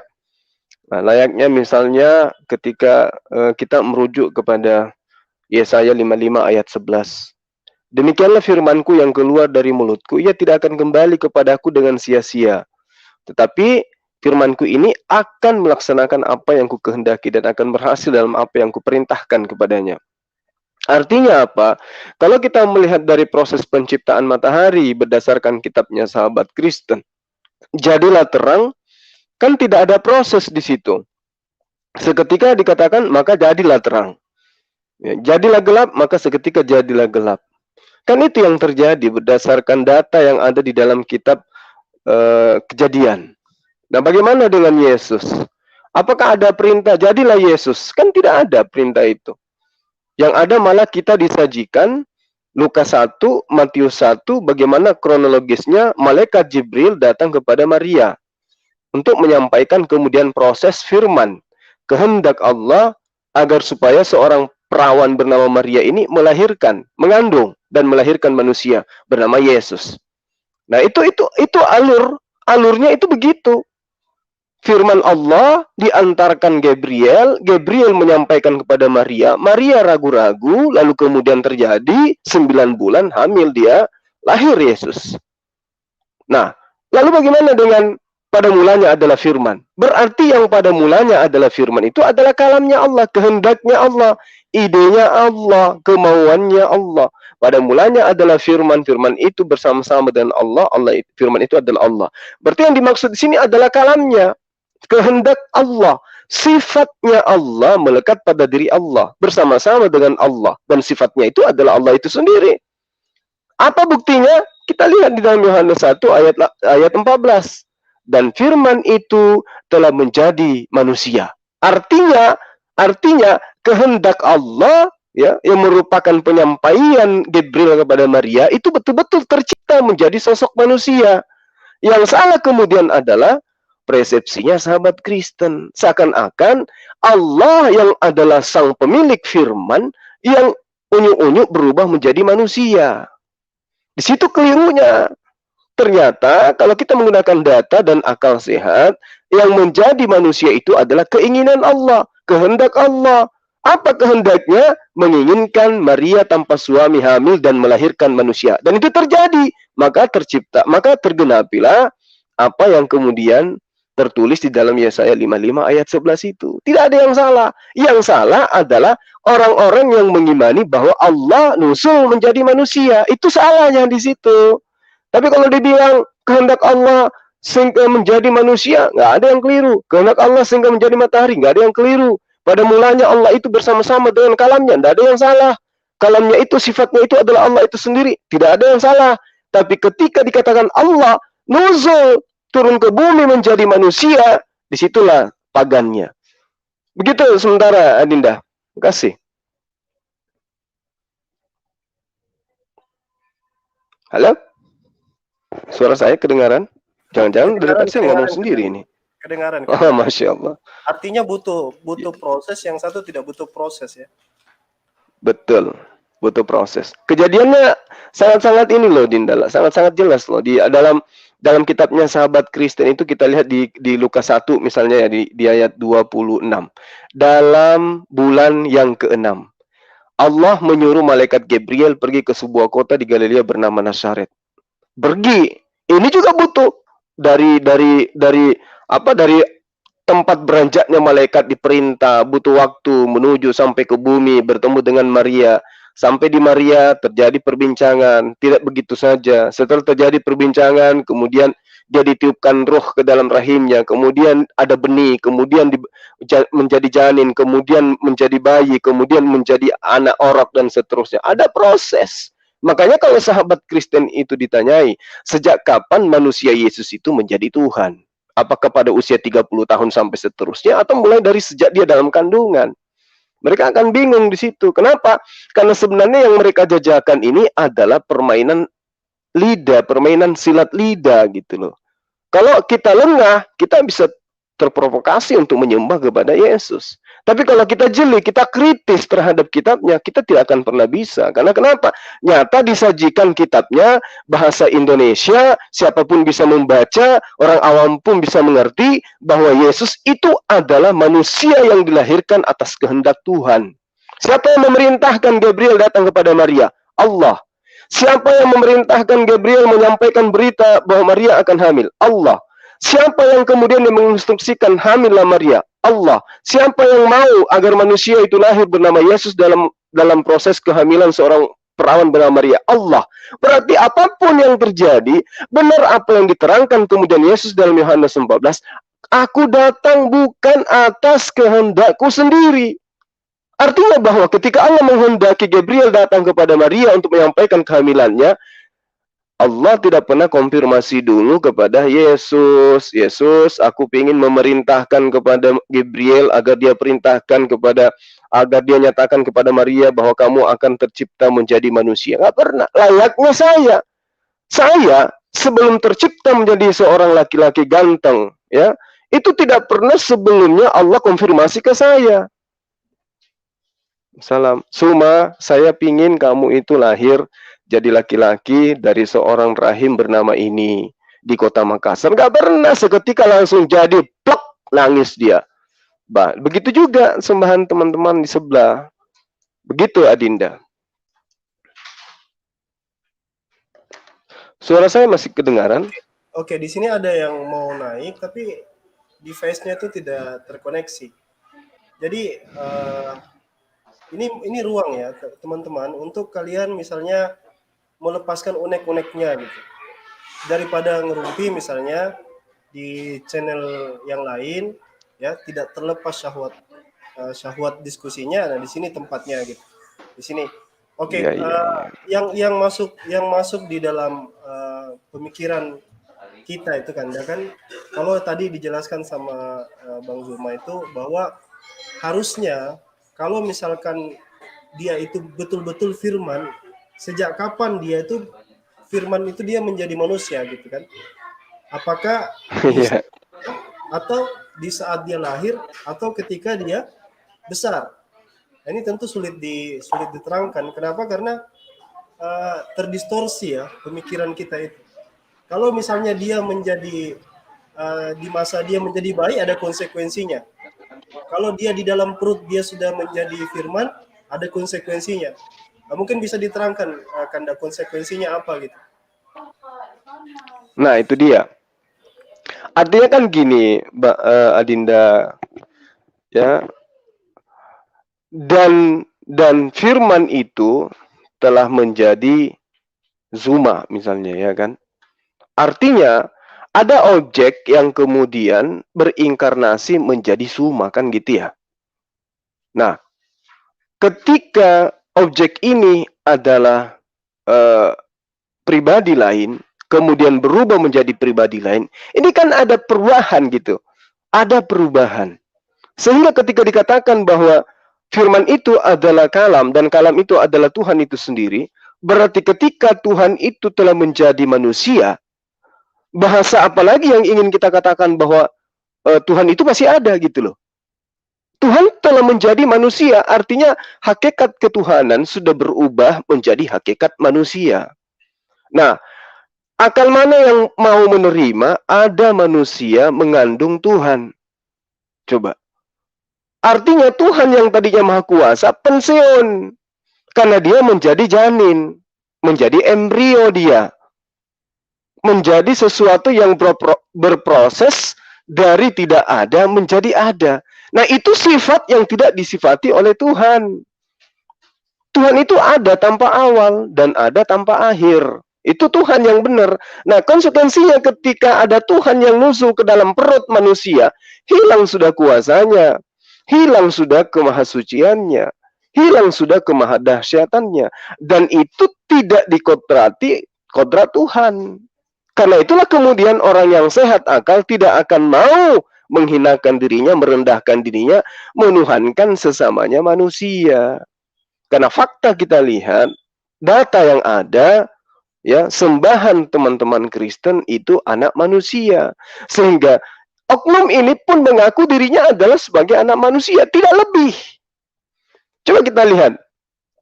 Kita teropong ke belakang. Bagaimana kemudian ketika orang-orang Yahudi ingin melempari Yesus, melempari batu karena menganggap Yesus itu menyetarakan. Coba. Yesus hanya menyetarakan dirinya, bukan menganggap dirinya sebagai Bapa itu sendiri atau Allah itu sendiri. Hanya menyetarakan. Mereka hampir orang-orang Yahudi pada masa itu menganiaya Yesus, bahkan menangkapnya, kan? Itu. Padahal Yesus klarifikasi, kenapa kamu ingin menganiaya saya? Hanya karena saya mengatakan saya adalah Allah. Padahal di dalam kitabmu sendiri tertulis, siapapun yang diserahi tugas untuk menyampaikan firman, nah tuh, Artinya kan Yesus datang sebagai penyampai firman dia. Bukan firman yang nuzul menjadi manusia. Tetapi dia adalah utusan penyampai firman. Bukankah di dalam kitab Torah dituliskan, siapapun yang diberi tugas untuk menyampaikan firman, maka dia adalah Allah. Dan Yesus lagi-lagi tegaskan di dalam ayat 35-nya tuh, dan lagi-lagi apa yang tertulis di dalam Taurat itu tidak bisa dibatalkan. Berarti mau sehebat apapun sahabat Kristen untuk mengajarkan orang yang masih berfungsi akalnya agar menyembah kepada Yesus tidak akan pernah bisa. Makanya dari sejak zaman dulu, dari sejak zaman penjajahan, ajaran-ajaran Kristen itu sudah dilancarkan melalui misi di bawah menunggangi penjajahan, tapi tetap aja minoritas. Kenapa? Orang Indonesia itu kebanyakan makan tempe tahu. Orang yang makan banyak tempe tahu itu akalnya jenius. Otaknya cerdas. Gak bisa dibodoh-bodohi dengan ajaran khurafat, tahayul kayak begitu. Sekali ditanya, kamu harus percaya kepada Yesus. Orang tahu Yesus itu manusia, gimana ceritanya? Sementara akal manusia disetting untuk mengetahui bahwa pencipta alam semesta itu bukan makhluk. Ateis pun sadar itu, bahwa pencipta alam ini ada yang namanya Tuhan. Cuman mereka tidak mau mengakui bahwa esensi Tuhan itu adalah Allah. Tapi mereka menyadari sang ateis ini bahwa ada kekuatan di luar daripada dirinya yang berkuasa gitu. Nah, itulah Tuhan, itulah Allah Subhanahu wa taala. Nah, ini makanya saya katakan bahwa orang Indonesia itu banyak makan tempe tahu, banyak makan sagu. Ya, sehingga orang itu tidak mudah didoktrin untuk menyembah kepada sesamanya manusia. Tugas kita sebagai orang Islam kemudian adalah menyampaikan, menyadarkan, mengingatkan sahabat Kristen. Kalau mereka tidak terima, ya itu urusan mereka. Kita tidak punya hak untuk memaksa. Tugas kita hanya memberi peringatan. Demikian, Adinda. Ya, ini juga masih belum ada juga nih dari tadi ada sempat masuk, tapi terus apa keluar lagi atau bagaimana saya kurang tahu. Tapi satu hal Kanda, bahwa memang di Yesus itu sendiri, bro, kalau kita baca gospel secara menyeluruh ya, mereka kan biasa sebutkan jangan baca sepotong-sepotong. Tapi kalau kita baca secara menyeluruh saja, kita akan dapati bagaimana Yesus itu bahkan berusaha untuk meyakinkan bahwa kalimatnya itu jangan dipahami salah gitu. Misalnya siapa yang telah melihat aku, dia telah melihat Bapa. Itu kan karena ucapan itu dia dianggap bahwa dia itu ingin menjadi Tuhan gitu kan. Tapi kan dia terangkan juga bahwasanya Musa itu dipanggil Tuhan gitu. Artinya jangan salah sangka, dia tidak pernah punya maksud untuk menyatakan dirinya itu Tuhan. Cuman bahasa yang salah yang mana Yesus juga sudah berusaha untuk terangkan bahwa dia itu bukan Tuhan, ini tiba-tiba menjadi absurd dan berkembang gitu. Nah, sebelum saya ke Ustadz Zuma, ini ada tanpa rugi, dia tunggu onar dulu katanya nih, baru dia mau komentar. Sayangnya kayaknya tidak akan tercapai nih tanpa ini. Alayubi, Bang Alayubi. Oke, minta dinaikin tadi, mungkin ada yang mau disampaikan, silakan.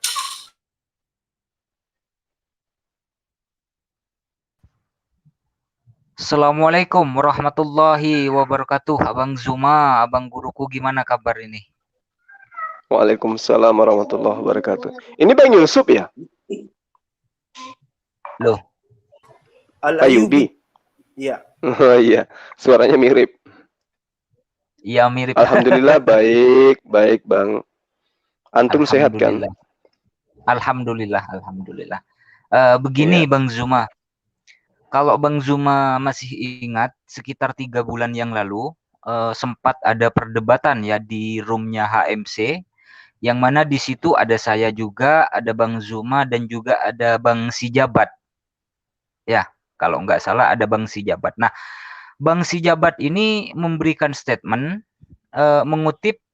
mengacu kepada Yohanes 1 ayat 1, firman itu adalah Allah. Dan juga mengacu kepada Yohanes 1 ayat 14, firman itu sudah menjadi manusia. Lalu semasa masih kandungan, artinya beliau ya, si jabat ini juga mengakui bahwa Bapa, yaitu Tuhan pencipta langit dan bumi ini juga ikut dikandung oleh Bunda Maria gitu kan. Nah, terkait kegundahannya tersebut Bang Zuma, si Jabat ini tidak putus asa ya, tidak putus asa dan sempat masuk ke channelnya Pendeta Mangapul Sagala. Ya, Pendeta Senior Mangapul Sagala. Nah, di sana beliau si Jabat ini menanyakan kepada Pendeta Mangapul Sagala, jika firman yang menjadi manusia, yaitu Yesus itu dikatakan Tuhan, kenapa firman Tuhan di dalam Alkitab tidak dikatakan Tuhan, Pak Pendeta gitu kan? Nah, terjadilah keributan di situ. Nampaknya terjadi keributan. Saya tidak menyimak sampai full ya. Pokoknya nggak ada di situ. Nah, mohon pencerahannya Bang Zuma, silakan. Ya, jadi seperti yang saya bahasakan tadi ya, sebagian pakar juga itu kan sudah mengakui bahwa dalil daripada Yohanes 1 ayat 1 dan seterusnya itu adalah kutipan dari filsafat Yunani ya. Filsafat Himne Plato. Terlepas benar tidaknya ya kita uji aja gitu ya. Apakah Yohanes 1 ayat 1 sampai ayat 14 itu sabda Yesus? Kan bukan. Nah, kalau bukan, lalu kemudian dari mana penulis Yohanes ini mendapatkan materi itu? Kalau dikatakan dari pengilhaman Roh Kudus, loh, bukankah sumbernya pengajaran itu adalah Yesus?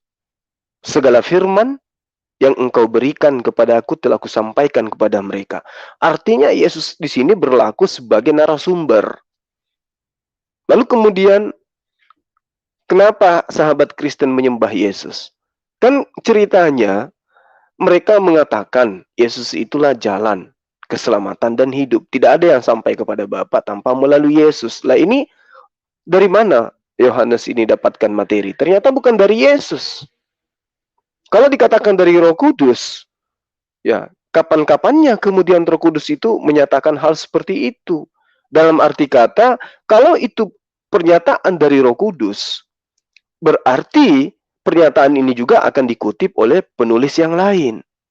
Karena penulis yang lain juga kedatangan Roh Kudus. Kan gitu. Nah, lalu kemudian, kalau dikatakan bahwa firman itu telah menjadi manusia, artinya sejak dia dikandung sampai dia terangkat ke langit, dia itu manusia. Lalu kapan jadi Tuhannya gitu? Sedangkan setelah dia terangkat pun masih berdiri, masih duduk di samping kanan Sang Maha Kuasa. Terus jadi Tuhannya kapan? Apakah pada saat dia di dalam janin, dalam rahim? Kan tidak. Apakah pada saat dia lahir? Kan juga tidak. Karena nyata pengajaran demi pengajaran kita lihat bahwa Yesus tidak memperlihatkan sedikit pun sisi ketuhanan. Nah, kalau misalnya dikatakan sekarang, loh, katanya Yesus hanya duduk di samping kanan Yang Maha Kuasa. Berarti di samping kirinya itu kan ada oknum lain, ada pribadi lain. Ini yang saya hanya ingin garis bawahi bahwa sejak dia di rahim sampai dia keluar, dilahirkan, itu tidak pernah menjadi Tuhan. Lalu kapan jadi Tuhannya itu kapan?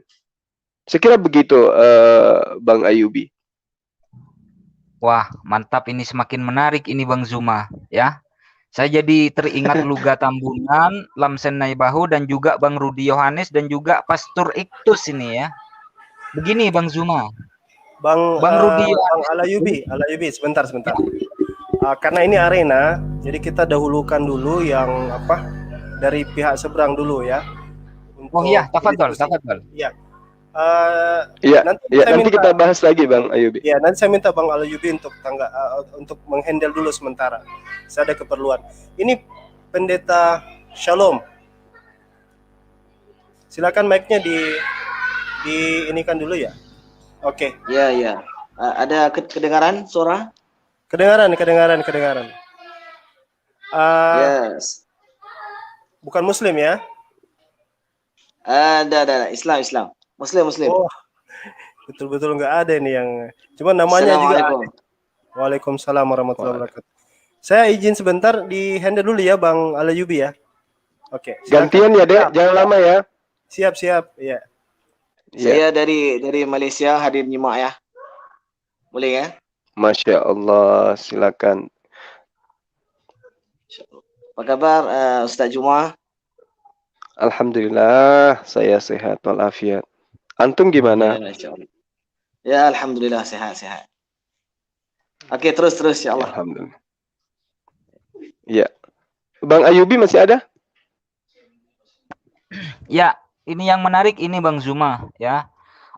Dan ini yang memang sengaja saya pertanyakan kepada teman-teman saya yang Kristen, khususnya para pendeta dan juga pastor ya. Setelah Yesus terangkat yang katanya ke sorga ya, yang saya pertanyakan Yesus terangkat beserta jasad dagingnya atau jasad dagingnya sudah menghilang dalam artian menjadi roh gitu kan. Nah, ini yang menarik adalah menurut pendeta Lamsen Naibaho meyakini jasad dan daging Yesus itu di sorga. Luga Tambunan juga meyakini jasad dan daging Yesus itu di sorga. Nah, menurut sang debater yaitu Rodi Yohanes, tubuh dan daging Yesus itu sudah tidak di sorga katanya.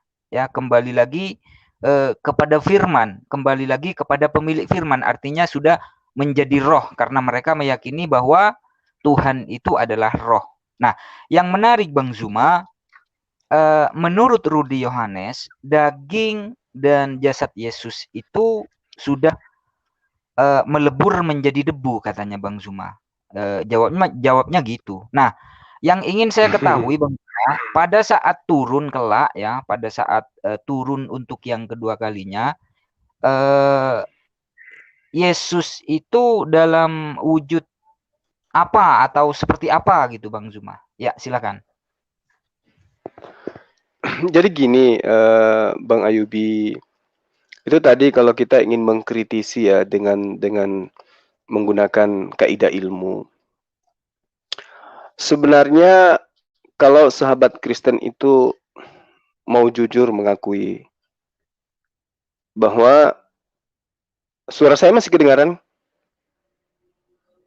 Halo? Bagus. Ya, bagus. Oke. Baik. Bahwa sebenarnya Yesus itu tidak terangkat ke sorga. Tapi yang benar, Yesus itu terangkat ke langit. Gitu.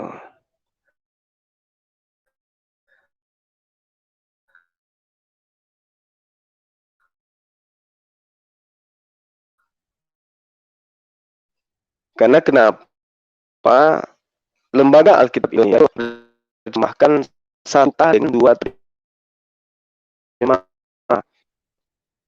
di contoh misalnya di dalam kitabnya Sahabat Kristen ya, di Kisah Para Rasul dan juga ada di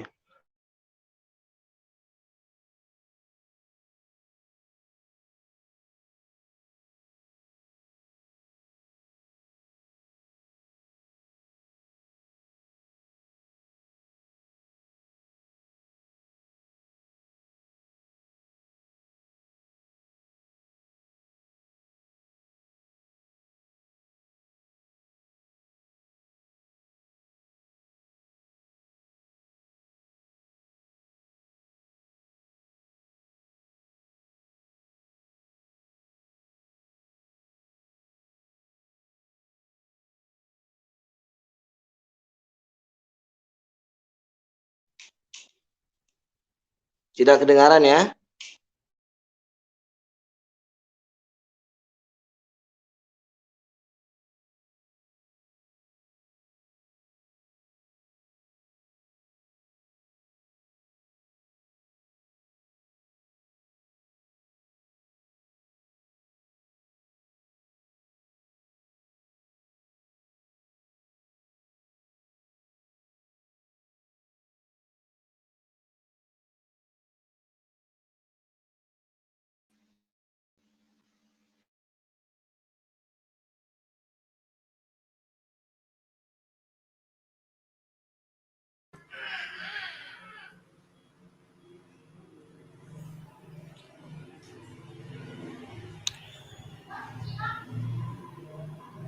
Oke, Ustadz Zuma, Assalamualaikum. Ya, mic-nya di unmute dulu.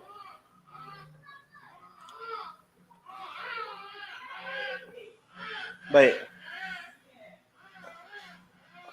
Putra Pendeta Shalom kedengaran ya? Iya, saya kedengaran. Oke, Putra Bengkulu ini Muslim ya? Insya Allah Muslim, Bang. Oh iya. Kedengaran, Bang. Insya Allah Muslim, Bang. Iya, siap. Ini Ustadz Zuma mungkin lagi lagi agak jauh dari perangkat, mungkin ada keperluan. Ada yang mau disampaikan dulu, Pak Putra Bengkulu? Saya turunkan satu-satu dulu ya, biar kita lebih ini ya. Oke, silakan Putra Bengkulu. Mungkin ada yang mau disampaikan. Ustadz Zuma Goldian lagi ada urusan sedikit. Ya, untuk abang-abangku, Assalamualaikum warahmatullahi wabarakatuh. Waalaikumsalam warahmatullahi wabarakatuh. Ya, mudah-mudahan ya abang-abang yang berada di Zoom ini dalam keadaan sehat dan berikan rahmat dan maghfirah bagi Allah Subhanahu wa taala. Amin Allahumma amin.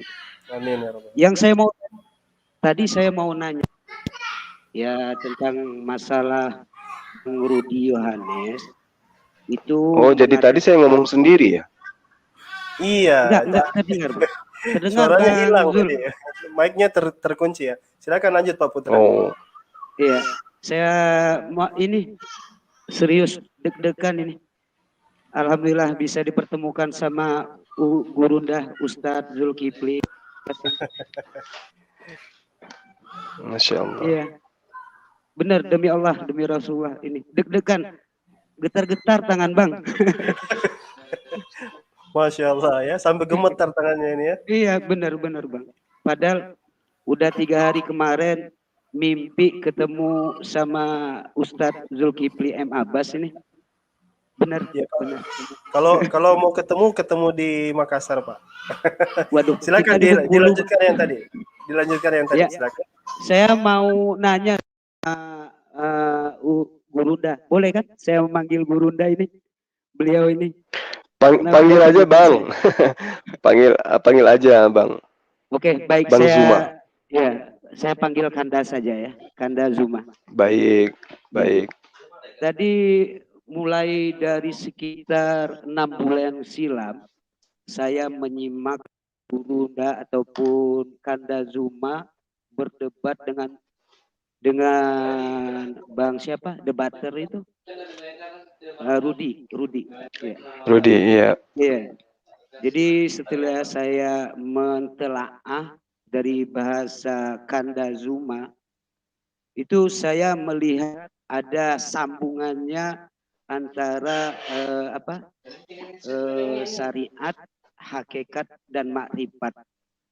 Mungkin pandangan-pandangan itu ambil dari kaum Kristiani. Mereka mengambil pandangan itu tanpa memahami dan memandangi dari pandangan beliau-beliau itu. Jadi setelah saya menyimak, saya mengharapkan Kanda Zuma untuk mengkurah ataupun membahas antara syariat, hakikat, dan makrifat yang berada nurani, nur cahaya ani aku. Jadi menurut saya itu saja, Bang. Lebih dan kurang saya mohon maaf. Wabillahi taufiq wal hidayah. Wassalamualaikum warahmatullahi wabarakatuh. Waalaikumsalam warahmatullahi wabarakatuh. Waalaikumsalam warahmatullahi wabarakatuh. Ya, sangat luar biasa ya. Tadi maaf sebelumnya saya menjelaskan tadi tentang yang dinyatakan oleh Bang Ayubi tentang pemahaman Pendeta Lamsenio Baho yang menyatakan Yesus terangkat ke surga dengan jasadnya, kemudian menjadi debu dan seterusnya. Itu saya tanggapin tadi, ternyata saya ngomong sendiri. Mic-nya tidak fungsi tadi, termute tadi kayaknya. Iya. Lalu yang sahabat kita Bang Putra apa ini? Bengkulu. Bengkulu ya, Bengkulu. Iya. Ya saya rasa yang dijabarkan itu tadi tidak terlepas daripada pemahaman kita umat Islam. Kemudian cara kita menjabarkan tentang makrifat, syariat dan seterusnya yang membumi di negara kita ini kemudian itu dicoba untuk diambil lalu kemudian diilustrasikan di dalam pemahaman sahabat Kristen tentang Yesus. Sehingga di antara mereka itu tanpa malu-malu mengambil contoh HP atau kamera untuk memberikan sebuah analogi bahwa antara sang pencipta alam semesta dengan Yesus yang ada di muka bumi itu sama gitu. Ketika dimatikan HP-nya, kemudian dikatakanlah apakah saya mati gitu. Artinya ketika Yesus itu mati di muka bumi, apakah Tuhan itu mati? Ketika kameranya dimatikan, kata dia, apakah sang akrobator itu mati dan seterusnya. Saya rasa itu hanya akal-akalan yang sangat-sangat lemah, ya. Sangat-sangat akal-akalan gitu, karena tidak memiliki kaidah jelas di dalam penjabaran tentang konsep ketuhanannya. Bahkan di dalam kitabnya sendiri tentang pengakuan atau pengajaran bahwa Yesus itu adalah Allah itu sendiri itu tidak ada. Karena itulah kemudian mereka ya asal-asal di dalam menyampaikan sesuatu demi untuk mempertahankan argumen saja, tapi tidak berisi kebenaran. Saya kira begitu. Bagaimana Dinda Ustaz Alwan? Iya, memang konsep syariat, hakikat, makrifat ini tidak global ya, tidak dipahami secara menyeluruh kecuali dalam beberapa tarekat-tarekat saja, dan itu tidak mujmal ya, itu masih kalau kita katakan parsial lah, kurang lebih begitu. Tapi penjelasan Bang Zuma tadi saya rasa sudah jelas ya Pak Putra ya. Kita kasih kesempatan yang lain lagi ya. Mungkin begitu dulu ya Pak Putra ya. Pak Putra. Ya, kita berharap ada yang dari sahabat Kristen yang bisa naik sini, Bang. Jadi ini arena memang kita tujukan buat mereka. Ini arena yang insya Allah kita akan rutin adakan setiap hari Rabu jam 1 waktu Indonesia Timur, waktu Indonesia Barat, dan jam 2 waktu Makassar ya. Jadi kami di sini jam 2 pas tank mulai gitu. Dan yang tentunya punggawa-punggawa dari MMC inilah nanti yang akan menjadi pembicara gitu, pembicara utama. Nah, saya turunkan dulu Pak Putra. Terima kasih banyak sudah gabung. Sekarang ini lagi silakan di penjahat hati. Biasa tuh pujaan hati, ini penjahat ya, kok jadi penjahat ini. Silakan disapa dulu. Assalamualaikum warahmatullahi wabarakatuh. Waalaikumsalam warahmatullahi wabarakatuh. Waalaikumsalam warahmatullahi wabarakatuh. Suaranya kecil Pak penjahat. Aduh, saya enak hati. Saya diajak ngomong ya, kirain suruh nunggu aja. Iya, silakan. Mau ngobrol dengan Bang Zuma atau mau beri masukan, silakan aja bebas. Bentar ya. Bentar ya.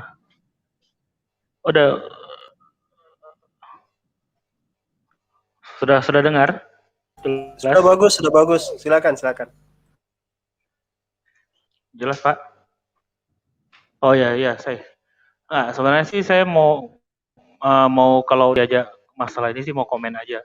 Sebenarnya kalau kita mau jujur melihat cerita narasi yang dibuat tentang Tuhan-Tuhanan ini, sebenarnya kita nggak jauh kalau nonton film Wrath of the Titans gitu kan. Gitu.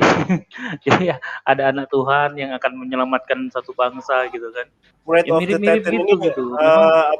Perang antar dewa ya. Iya, bukan Hercules, Zeus tapi dengan adiknya Hercules. Iya. Silakan. Iya. Ya mirip-mirip begitu gitu. Jadi anak ini memang udah ditakdirkan untuk menyelamatkan manusia. Mirip-mirip begitulah ceritanya sebenarnya menurut saya ya. Jadi memang narasi-narasi tentang Tuhan yang turun ke bumi itu hanya dimiliki oleh kaum pagan. Jadi agama-agama yang dinisbatkan kepada agamanya Nabi Ibrahim itu nggak pernah punya narasi seperti ini. Gitu. Jadi sangat memalukan sebenarnya kalau mereka itu menganggap mereka itu termasuk dalam milah Ibrahim gitu. Nah, agama yang dinisbatkan kepada Nabi Ibrahim itu memalukan sekali karena tidak ada narasi itu sama sekali di dalam agama-agama yang menisbatkan dirinya mereka kepada agama Ibrahim. Bukan hanya Islam dan Yahudi, juga ada orang Sabilian gitu kan, orang apa namanya pengikut-pengikut dari Nabi Yahya alaihissalam gitu. Nggak ada narasi yang mengatakan bahwa ada akan oknum Tuhan itu turun gitu. Nggak ada. Jadi menurut saya sih apa namanya ya, lucu sekali gitu kalau ada narasi mengatakan bahwa Tuhan itu akan turun gitu. Sangat tidak mungkin dan sangat saya rasa gini, makanya dalam Al-Qur'an itu sampai Allah mengatakan langit itu seakan-akan akan terbelah gitu. Itu menyatakan bahwa Iya. fitnah yang paling besar itu adalah ketika mereka mendakwakan Allah itu punya anak. Itu fitnah itu. Jadi kalau kita fitnah presiden masuk penjara, ya wajar kalau fitnah Allah punya anak itu masuk neraka gitu. Gitu aja sih. Mohon ditambahin sih. Ya, apa bunyi ayatnya tuh wastasyaqqal ardu wa takhirul jibalu hadda ya. Jadi hampir-hampir langit itu pecah itu ketika mereka tuh, itu perumpamaan majazi ya. Bahwa Allah itu punya anak. Jangankan itu, Allah punya anak saja itu luar biasa. Dan Ustaz Zuma itu pernah katakan, saya pernah ingat katanya menganggap Tuhan punya anak saja sebegitu dahsyatnya, bagaimana lagi mengklaim bahwa Yesus itu adalah Tuhan gitu. Itu subhanallah itu. Ya, ada tanggapan Bang Zuma? Silakan. Mic-nya lagi. Oke. Ya, baik. Jadi kalau saya melihat ya dari pengajaran Yesus dan pengajaran sahabat Kristen, itu jelas sekali ada dua mata rantai yang saling berhadap-hadapan. Satu mengajarkan tentang tauhid, yang satunya mengajarkan tentang Trinitas. Artinya kedatangan Yesus menjadi rabi, menjadi guru bagi Bani Israel, itu tidak ada ruang bagi beliau untuk mengajarkan tentang ajaran Kristen. Dan sahabat Kristen juga jujur kok bahwa ketika mereka ditanyai, apa yang kalian ajarkan, apa yang kalian laksanakan, prosesi ibadah apa yang Anda lakukan yang bersumber dari Yesus, mereka akan mengatakan tidak ada. Karena kita lihat coba, ibadah hari Minggu, prosesi Natalan dan seterusnya, itu tidak pernah dicontohkan oleh Yesus. Menyembah kepada Yesus saja yang menjadi indung daripada semua prosesi ibadah mereka itu tidak pernah Yesus contohkan. Sementara Yesus menerangkan, jika kau percaya kepadaku, maka kamu akan melakukan pekerjaan yang aku pernah lakukan. Nah sekarang, apakah mereka pernah melakukan pekerjaan yang pernah Yesus lakukan? Kan tidak. Nah, karena itulah kemudian pengabaran tentang Allah punya anak itu tidak pernah diajarkan oleh Yesus. Makanya saya pernah mengatakan bahwa yang berpesan di dalam kitabnya sahabat Kristen bahwa Yesus itu adalah anak Tuhan, anak Allah, itu adalah iblis.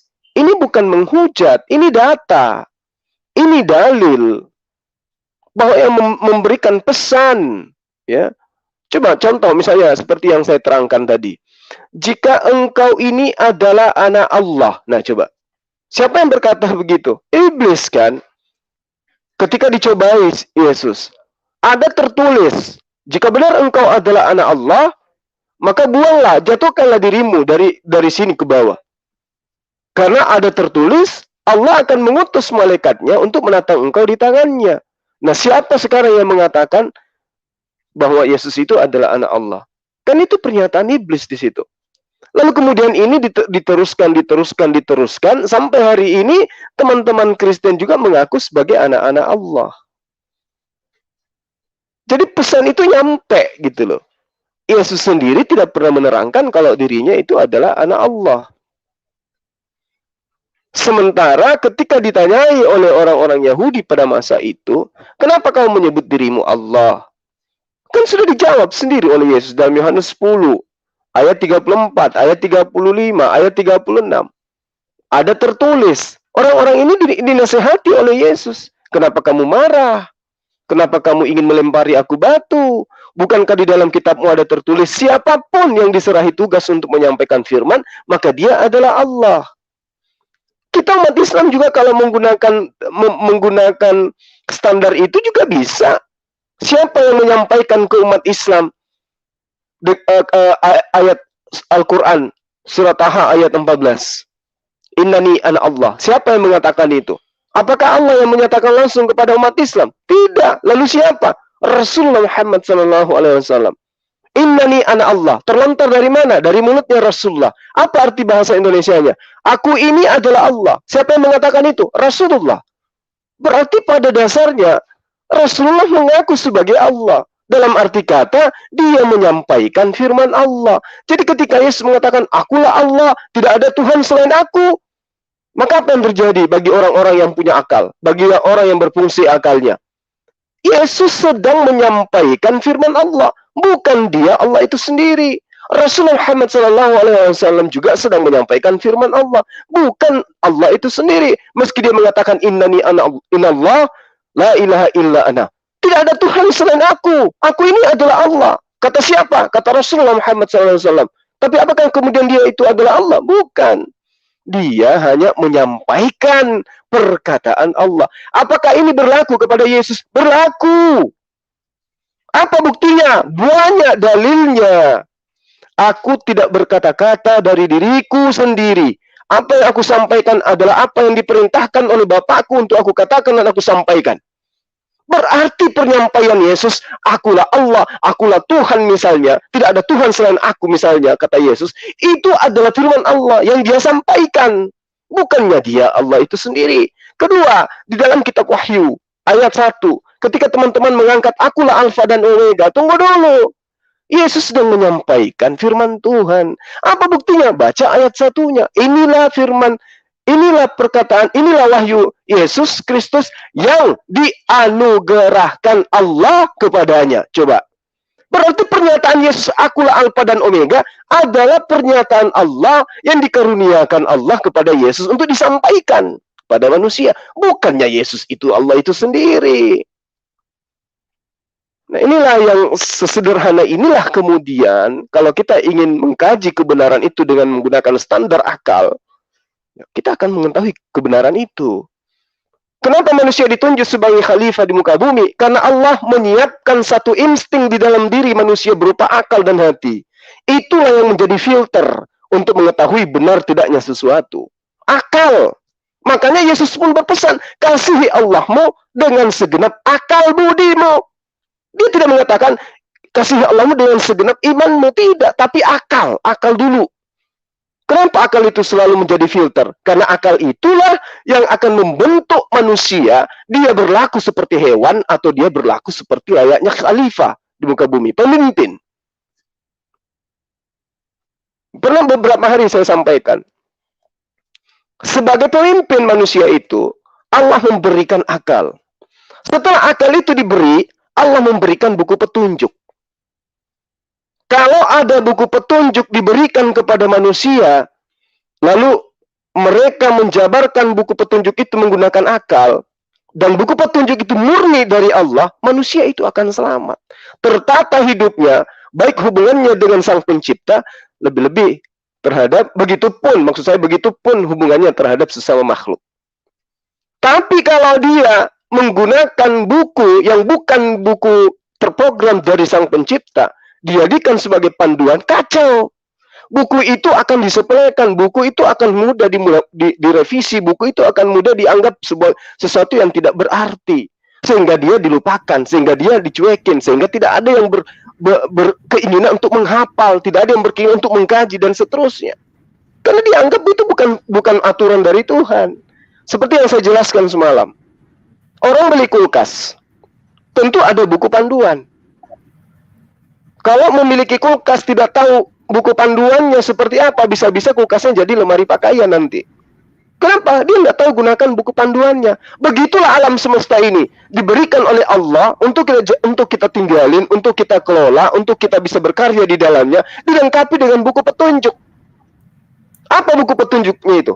Kalamullah, Torah, Zabur, Injil, semua itu buku aturan berlaku pada masanya.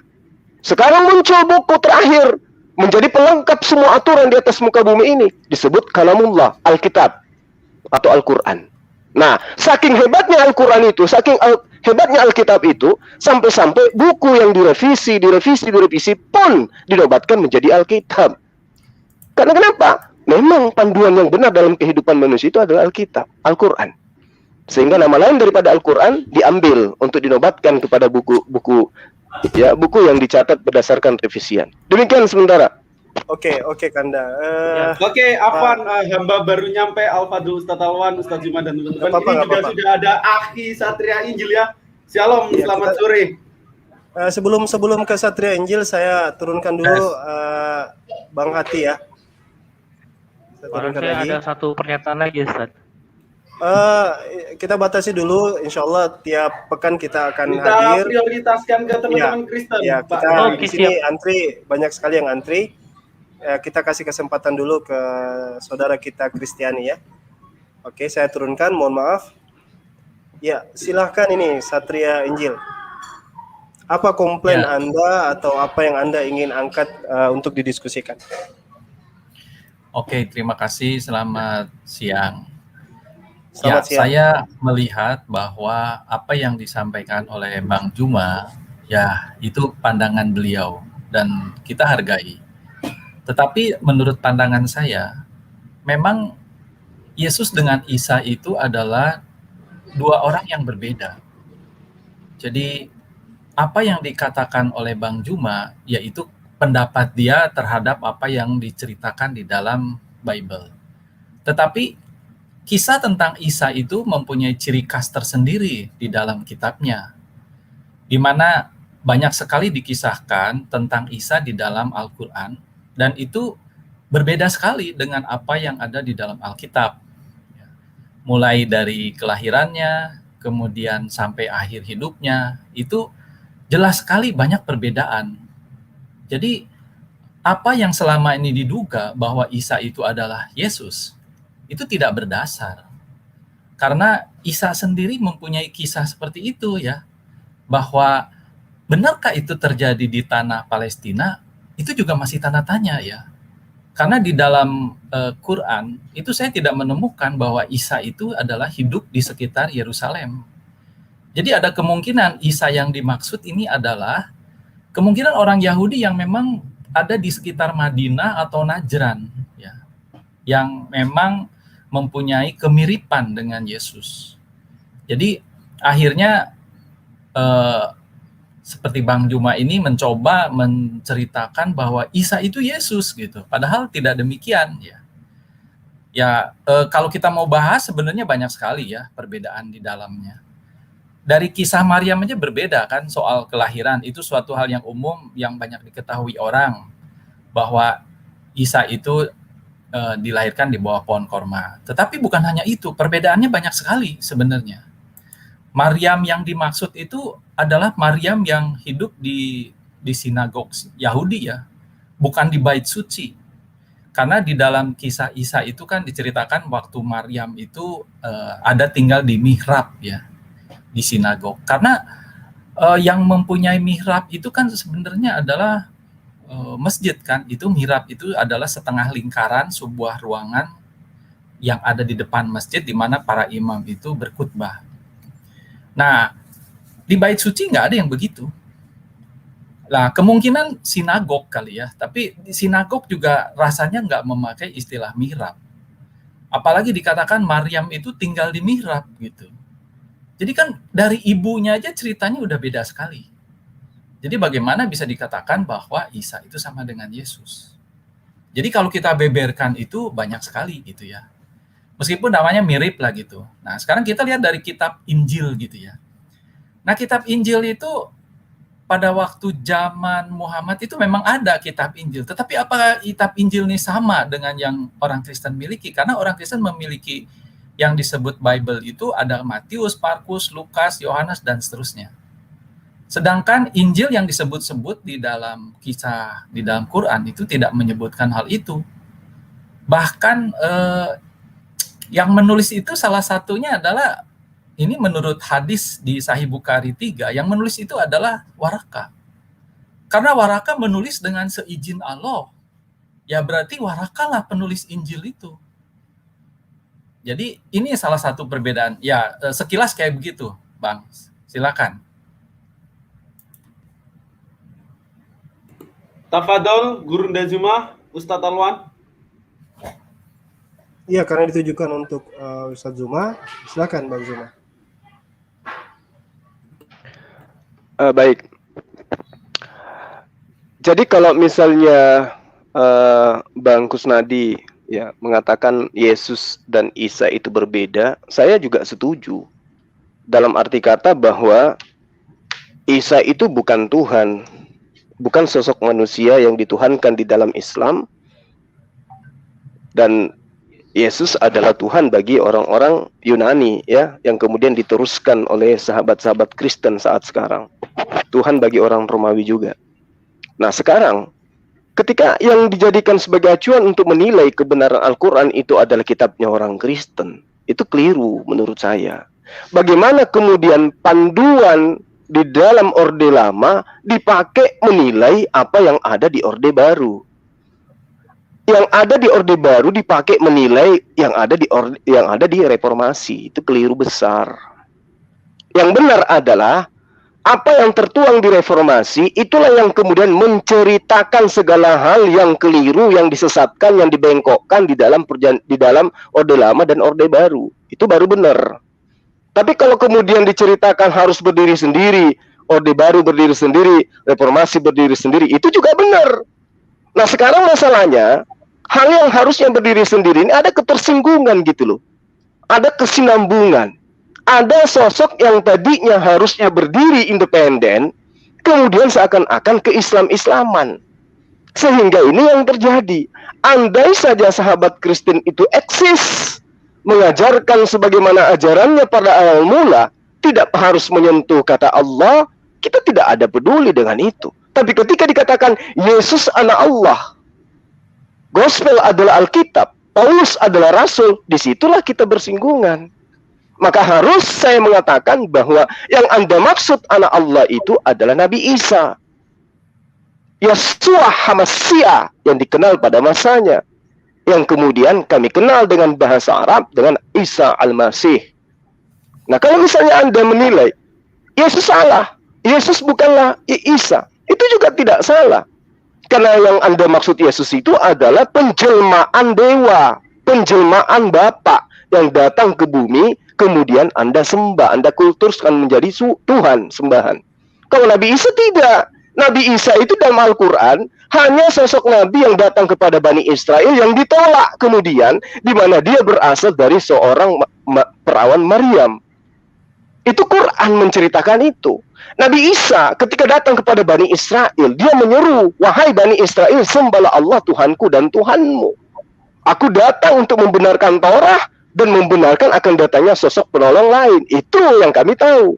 Nah sekarang ketika sahabat Kristen berdiri dengan kakinya sendiri, Yesus adalah anak dari Zeus atau anak dari Bapa, nggak ada masalah di situ. Kitabnya dia pernah mengajarkan Evangelion, nggak ada masalah di situ. Atau Biblos, nggak ada masalah. Tapi ketika sahabat Kristen menyentuh esensi daripada nilai-nilai Islam untuk kemudian mendudukkan Yesus, kita ribut di situ. Itu. Nah, kembali kepada pernyataan saudara Kusnadi ya, Bang Kus. Kita memahami bahwa keturunan daripada Abraham itu menggunakan bahasa Semitik. Bagaimana kemudian kami mengenal Ibrahim yang tadinya Abraham, Musa yang tadinya Mose dan seterusnya. Begitu juga dengan Isa yang tadinya Yeshua dalam bahasa Ibrani atau bahasa Aram. Nah, kalau kemudian muncul Kristen membawa nama Yesus, ya jelas berbeda nantinya. Karena kenapa? Dari penyebutannya saja dan konsep paradigma berpikir antara Islam dan Kristen terhadap oknum ini tuh berbeda memang. Ada yang lahir di kandang domba, yang satunya lahir di tempat yang terpuji, di bawah naungan pohon kurma yang rindang dan sejuk dan asri. Yang satu lahir di kandang binatang, memang nggak cocok di situ. Yang satu lahir dari seorang yang sudah pernah bertunangan dengan laki-laki. kalau yang satu di Islam seorang wanita suci yang menjaga harkatnya, martabatnya dari seorang tunangan laki-laki. Jadi memang beda di situ. Ya, satu dari perempuan yang sudah bertunangan, yang satu tidak pernah bertunangan. Jadi memang berbeda. Sekira begitu Bang Kusnadi, silakan tegakkan kemudian bahwa Yesus itu bukan Isa.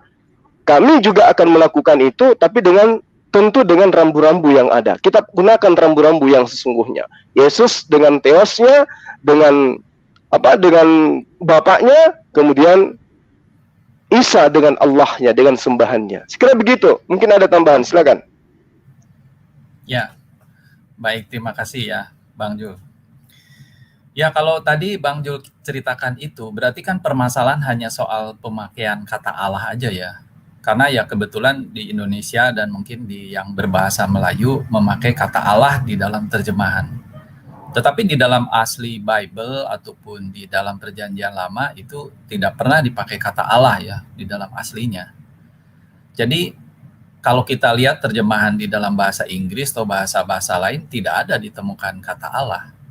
Jadi artinya persoalan yang sebenarnya adalah cuman pemakaian kata Allah di negeri kita ini, di mana kata Allah diserap ke dalam bahasa Indonesia dan akhirnya dipakai sampai sekarang. Jadi kalau problem itu berarti selama ini solusinya gampang, yaitu soal kata Allah aja. Kalau kata Allah bisa diganti dengan yang lain, misalnya dengan Elohim gitu, berarti selesai dong masalahnya. Kemudian kedua, kalau ada kata atau Nabi Ibrahim dengan Nabi Abraham, itu juga dua hal yang berbeda. Karena kalau kita perhatikan di dalam Quran sendiri ya, misalnya di dalam ada sebuah surat yang berbicara tentang kitab Ibrahim. Ya, ini contohnya di surah Al-Ala ayat 18 dan 19 saya bacakan ya. Sesungguhnya ini terdapat dalam kitab-kitab yang dahulu, dalam kurung yaitu kitab-kitab Ibrahim dan Musa. Jadi sebenarnya kisah tentang Ibrahim itu bukan ada di Perjanjian Lama atau di Tanakh Yahudi, tetapi ada di dalam kitab Ibrahim yang disebut-sebut di dalam Quran ayat tersebut. Jadi tentu saja kalau mencoba mencocokkan kisah tentang Ibrahim dengan Abraham adalah kekeliruan besar. Karena kalau di dalam Perjanjian Lama, Abraham memang tidak pernah ke Mekah untuk mendirikan Ka'bah. Jadi yang mendirikan Ka'bah itu bukan Abraham, tetapi Ibrahim yang ada di Mekah. Dan itu ditulis di dalam kitab Ibrahim, seperti yang disebut di Al-Ala 18-19 tersebut. Jadi kembali bahwa sebenarnya Quran sendiri atau orang Islam sendiri mempunyai kitab-kitab yang sekarang mungkin saya nggak tahu kemana gitu ya. Tetapi Quran menyebut ada kitab Ibrahim, ada kitab Musa. Yang jelas ini berbeda dengan kitab yang dipegang oleh orang Kristen maupun Yahudi. Karena ya disebut-sebut oleh Quran. Kecuali kalau Anda tidak mengimani Quran ya. Tetapi saya menyinggung bahwa ini ada loh kitab Ibrahim di situ. Jadi kisah-kisah yang seharusnya disampaikan oleh teman-teman Islam ini ya semestinya diambil dari kitab Ibrahim, dari kitab Musa yang disebut di ayat tersebut. Jadi akan menjadi kekacauan kalau kisah-kisah Ibrahim tetapi yang diceritakan diambil dari Alkitab, dari Perjanjian Lama. Karena itu adalah dua tokoh yang berbeda. Jadi nggak bakalan ketemu kalau sekarang dari teman Muslim bicara bahwa Ibrahim itu pernah ke Mekah, nggak bisa kalau dikatakan tidak ke Mekah. Ya silahkan, tetapi itu kan sebenarnya kisah Ibrahim yang ada di kitab Ibrahim Anda. Tapi kalau kisah tentang Abraham di Alkitab, ceritanya berbeda. Ya kebetulan aja ada kemiripan. Ada nama istrinya, nama anaknya, ada kemirip-miripan gitu ya. Tapi kemiripan itu bukan berarti sama. Ya. Makanya kan sesuatu yang berbeda 1% aja itu udah berbeda. Kalau mau dikatakan sama ya harusnya ya 100%. Nah, apalagi 5% beda, apalagi 10% beda, ya apalagi sampai 40-50% beda, udah jelas itu beda sekali. Ya. Jadi Sebenarnya kalau kita masing-masing berpijak kepada kitabnya sendiri-sendiri dan stick kepada apa yang ditulis di situ, ya saya kira tidak ada permasalahan. Artinya kayak Bang Jul nih beriman kepada apa yang ditulis oleh kitabnya sendiri, tidak mengkait-kaitkan kepada kitab lain. Demikian juga Kristen, dia beriman kepada kitabnya yang adalah dipegang Perjanjian Lama dan Perjanjian Baru. Dia tidak perlu untuk mencari-cari ayat di dalam Al-Quran atau kitab-kitab lain. Jadi pemahaman orang Kristen ya artinya milik orang Kristen, karena orang Kristenlah yang paling memahami isi kitabnya. Apa yang ada dikisahkan di dalamnya itu paling paham. Kalau dikatakan Yesus itu Tuhan, ya memang ada tentang dasar-dasar Alkitabnya, sehingga kami meyakini bahwa Yesus itu adalah Tuhan dan mati di salib. Sedangkan kalau di dalam Islam bahwa itu ternyata nggak mati di salib, ya benar juga, karena itu dikatakan di dalam kitab Injil yang berbeda dengan yang dimiliki orang Kristen. Yang mana itu disebutkan di Bukhari 3, itu kan Waraka pernah menulis Injil di dalam bahasa Arab. Kemudian ada juga di situ di tempat yang lain ya, di Bukhari berapa gitu, juga di dalam bahasa Ibrani. Nah ini beda sekali dengan yang dimiliki oleh orang Kristen yang aslinya dari bahasa Yunani. Kemudian dikatakan adanya Ahmad yang dinubuatkan oleh Isa, ya itu cuma adanya di kitab Injil yang tulisan Waraka itu. Jadi kalau sekarang misalnya Bang Jul mengatakan ada ayat-ayat yang dirubah-rubah, kitab yang dirubah-rubah, ya itu sebenarnya yang dimaksud adalah kitab Injil yang Anda miliki itu yang dirubah-rubah. Yang ditulis oleh Waraka itu ada yang mengubah-ubah. Karena yang ditulis oleh Waraka itu udah jelas dikatakan itu ditulis seizin Allah. Ya berarti itu memang diperintahkan oleh Allah. Nah, sedangkan yang di dalam Alkitab ya beda lagi. Nah, jadi kembali semua berasal daripada persepsi daripada pemeluk-pemeluknya yang mengambil kitab yang di luar kitab sucinya, itu yang menjadikan kekacauan gitu Bang Jul. Ya, demikian, silakan. Oke, sebelum ke Bang Zuma saya tanggapi sedikit ya, Bang Zuma ya. Jadi begini. Silakan, Dek, silakan. Ya, tadi sedikit agak melebar saya pikir ya. Tapi saya mau ambil intisari poin dari yang disampaikan Pak Satria Injil dulu gitu. Persoalan bahwasanya apakah subjek yang diceritakan ini sama atau tidak? Apakah Yesus itu Yesus di dalam Bible dengan Isa itu sama atau tidak? Nah, pertama Bang Satria, kita harus kembali merujuk dulu tentang figur daripada Yesus ini. Di pembicaraan daripada para pakar-pakar teologis juga di dunia-dunia barat, perdebatannya itu adalah antara Yesus is exist or not. Yesus itu ada atau tidak sih? Dan satu-satunya kalau kita buka referensi daripada Yahudi misalnya, mereka punya gambaran Isa atau Yesus, tapi Yesus yang bukan tidak sama persis dengan Isa yang ada di perjanjian baru di New Testament. Atau kalaupun kita merujuk kepada Josephus, Flavius Josephus sebagai sejarawan yang katanya dalam tanda kutip menulis tentang sejarah Yesus, itu pun juga sebenarnya adalah interpolasi ketika sudah dikaji lebih dalam. Apa yang mau saya katakan bahwasanya ternyata dasar daripada keberadaan Yesus itu baik secara histori ya ataupun tradisi Yahudi itu unknown ya, dalam tanda kutip unknown, tidak dikenal. Islam justru datang membenarkan ya, mengkonfirmasi. Mungkin di mute dulu Pak Satria di anunya mic-nya di mute dulu. Islam justru datang mengkonfirmasi keberadaan seorang yang lahir daripada wanita yang virgin, yang perawan itu. Nah, sekarang yang dipermasalahkan adalah tentang bagaimana nih dengan berita yang dibawa. Bible sendiri misalnya bercerita tentang kelahiran Yesus yang narasinya berbeda dengan Quran. Yang pertama perlu dicatat ya. Kalau kita belajar sedikit tentang Jesus birth and life lah, kita bilang gitu ya, kelahiran Yesus dan bagaimana dia hidup. Awal kali aja, dari 4 gospel yang ada, Matius, Lukas, Markus, Yohanes itu, 2 yang justru secara identik dikatakan Yohanes sebagai murid langsung yang dianggap sebagai tradisi Kristen, murid daripada Yesus langsung. Kemudian ada Matius, Markus juga yang mengutip, Matius juga yang mengutip itu hanya adalah Matius dan Lukas saja tentang kelahiran Yesus itu.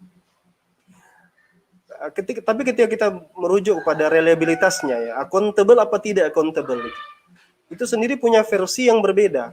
Kalau bahasa kekinian itu dianggap dengan diskrepensi, ya. Satu perbedaan yang tidak bisa dipersatukan gitu. Karena ini ceritanya beda nih. Misalnya kalau saya tanya ke Pak Satria, ya, Pak Satria misalnya, Yesus itu sebenarnya awal kali dia tumbuh besar, dia lahir itu sebabnya apa dia ada di Bethlehem gitu. Kalau kita buka Matius, ceritanya beda. Begitu juga ketika kita buka ceritanya di Lukas, ceritanya beda. Terus apa sebab mereka ke Bethlehem? Ya. Terus apa sebab mereka ke Nazaret? Apa sebab mereka ke Mesir? Kalau di Matius, dan apa sebab mereka harus ke Bethlehem, ya, kalau di Lukas. Jadi kalau kita bicara saja dari sumber sejarah internal ini, bahkan dalam satu kitab yang dianggap textus receptus atau text receive, ya, teks yang diterima sebagai firman Tuhan, itu sudah sangat tidak accountable. Karena belum lagi kalau misalkan kita merujuk ke sejarah. Misalnya kayak dalam Lukas itu diterangkan tentang sensus yang diadakan di masa pada masa itu. Ya. Jadi di saat sensus itu dilakukan, kalau kita baca sejarah, satupun sejarah, ya, sensus itu tidak pernah dilakukan di masa itu. Nah, jadi memang situasinya itu menjadi ambigu ketika misalnya Bapak katakan bahwasanya ini ada sesuatu cerita yang berbeda. Oke, itu kita setuju, sepakat dari situ. Tapi kalau kita bicara mana yang benar, itu kita masuk harus ke dalam historical evidence yang lebih lanjut lagi.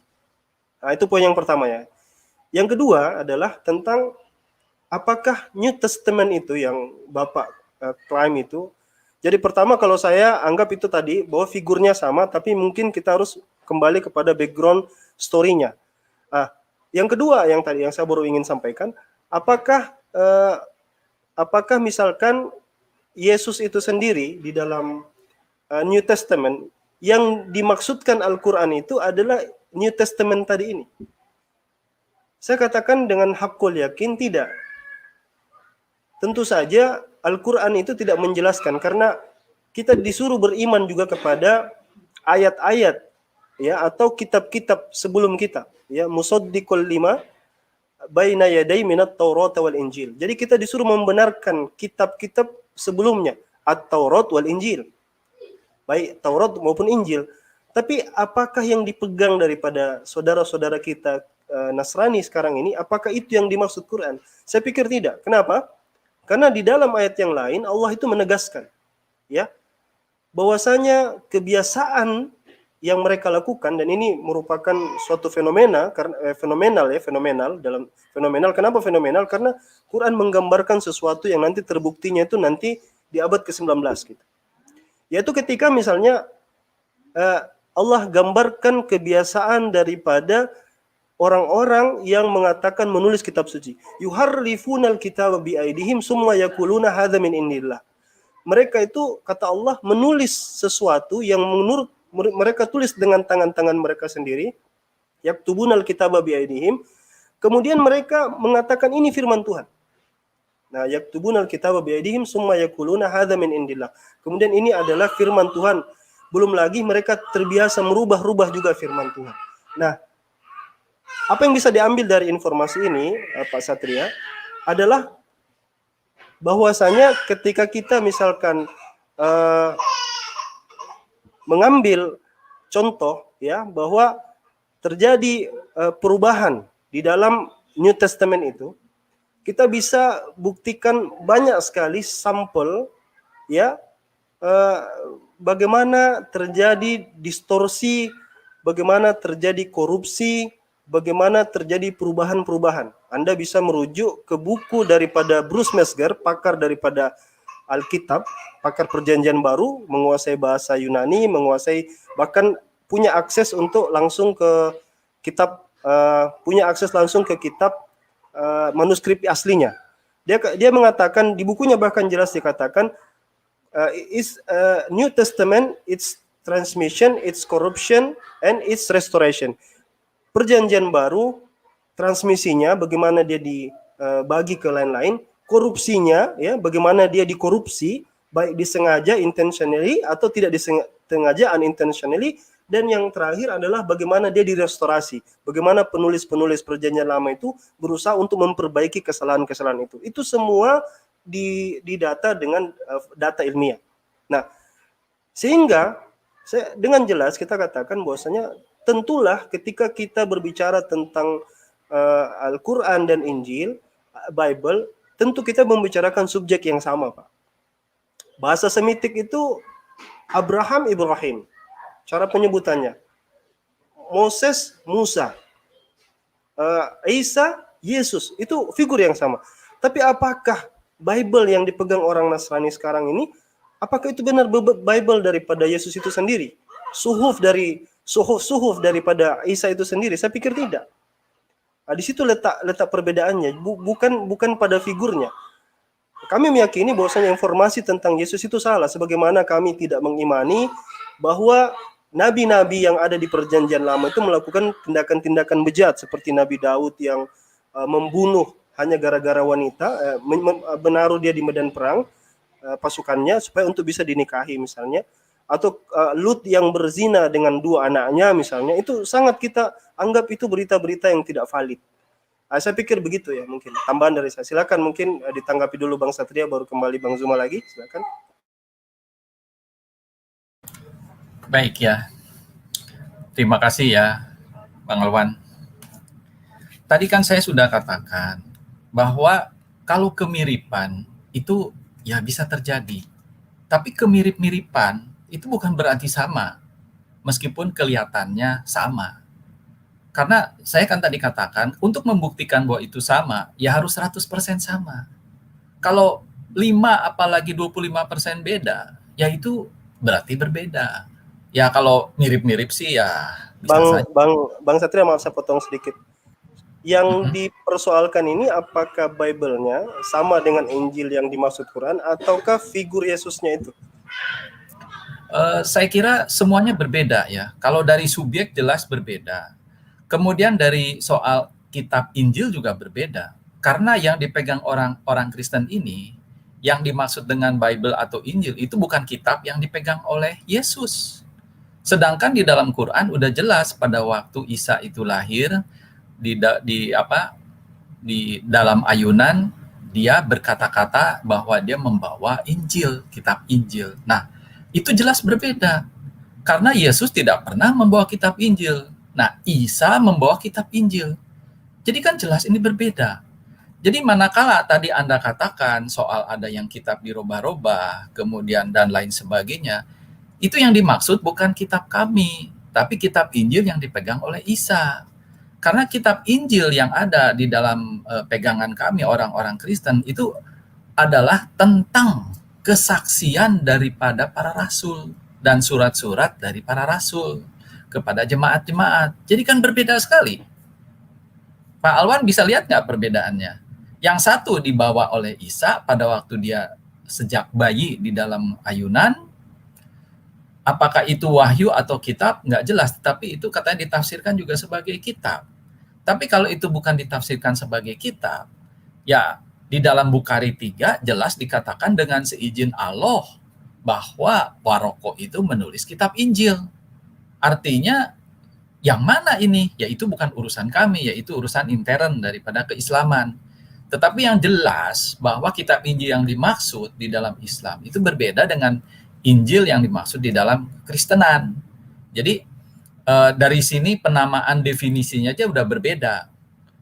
Nah, kalau perihal soal Yesus bahwa itu di dalam literatur Yahudi tidak disebut, ya nggak masalah, karena memang kalau kita lihat latar belakang sejarahnya, kedatangan Yesus itu kan dimusuhi dimusuhi terus-menerus oleh orang Yahudi. Sampai malah dia dibunuh dengan, meskipun pakai tentara Roma, tetapi itu kan dari Sebentar Pak inisiatif Satria ya. orang Yahudi. Bang Zuma, saya ada tamu, tolong dilanjutkan dulu ya, Bang Zuma ya, dengan Pak Satria ya, silakan. Ya, baik. Jadi seperti yang Bapak tadi tanyakan soal yang lain-lain, itu sebenarnya kami juga punya jawaban tentang apa yang disebutkan oleh Flavius dan lain sebagainya ya. Itu adalah memang pemahaman kami intern orang Kristen. Dan itu tidak berubah gitu tentang apa yang kami anggap benar gitu ya. Nah, cuman apa yang disebutkan seperti misalnya tadi Anda katakan bahwa Daud itu tidak pernah diceritakan seperti di dalam kekristenan, bahwa itu kebejadannya seperti itu.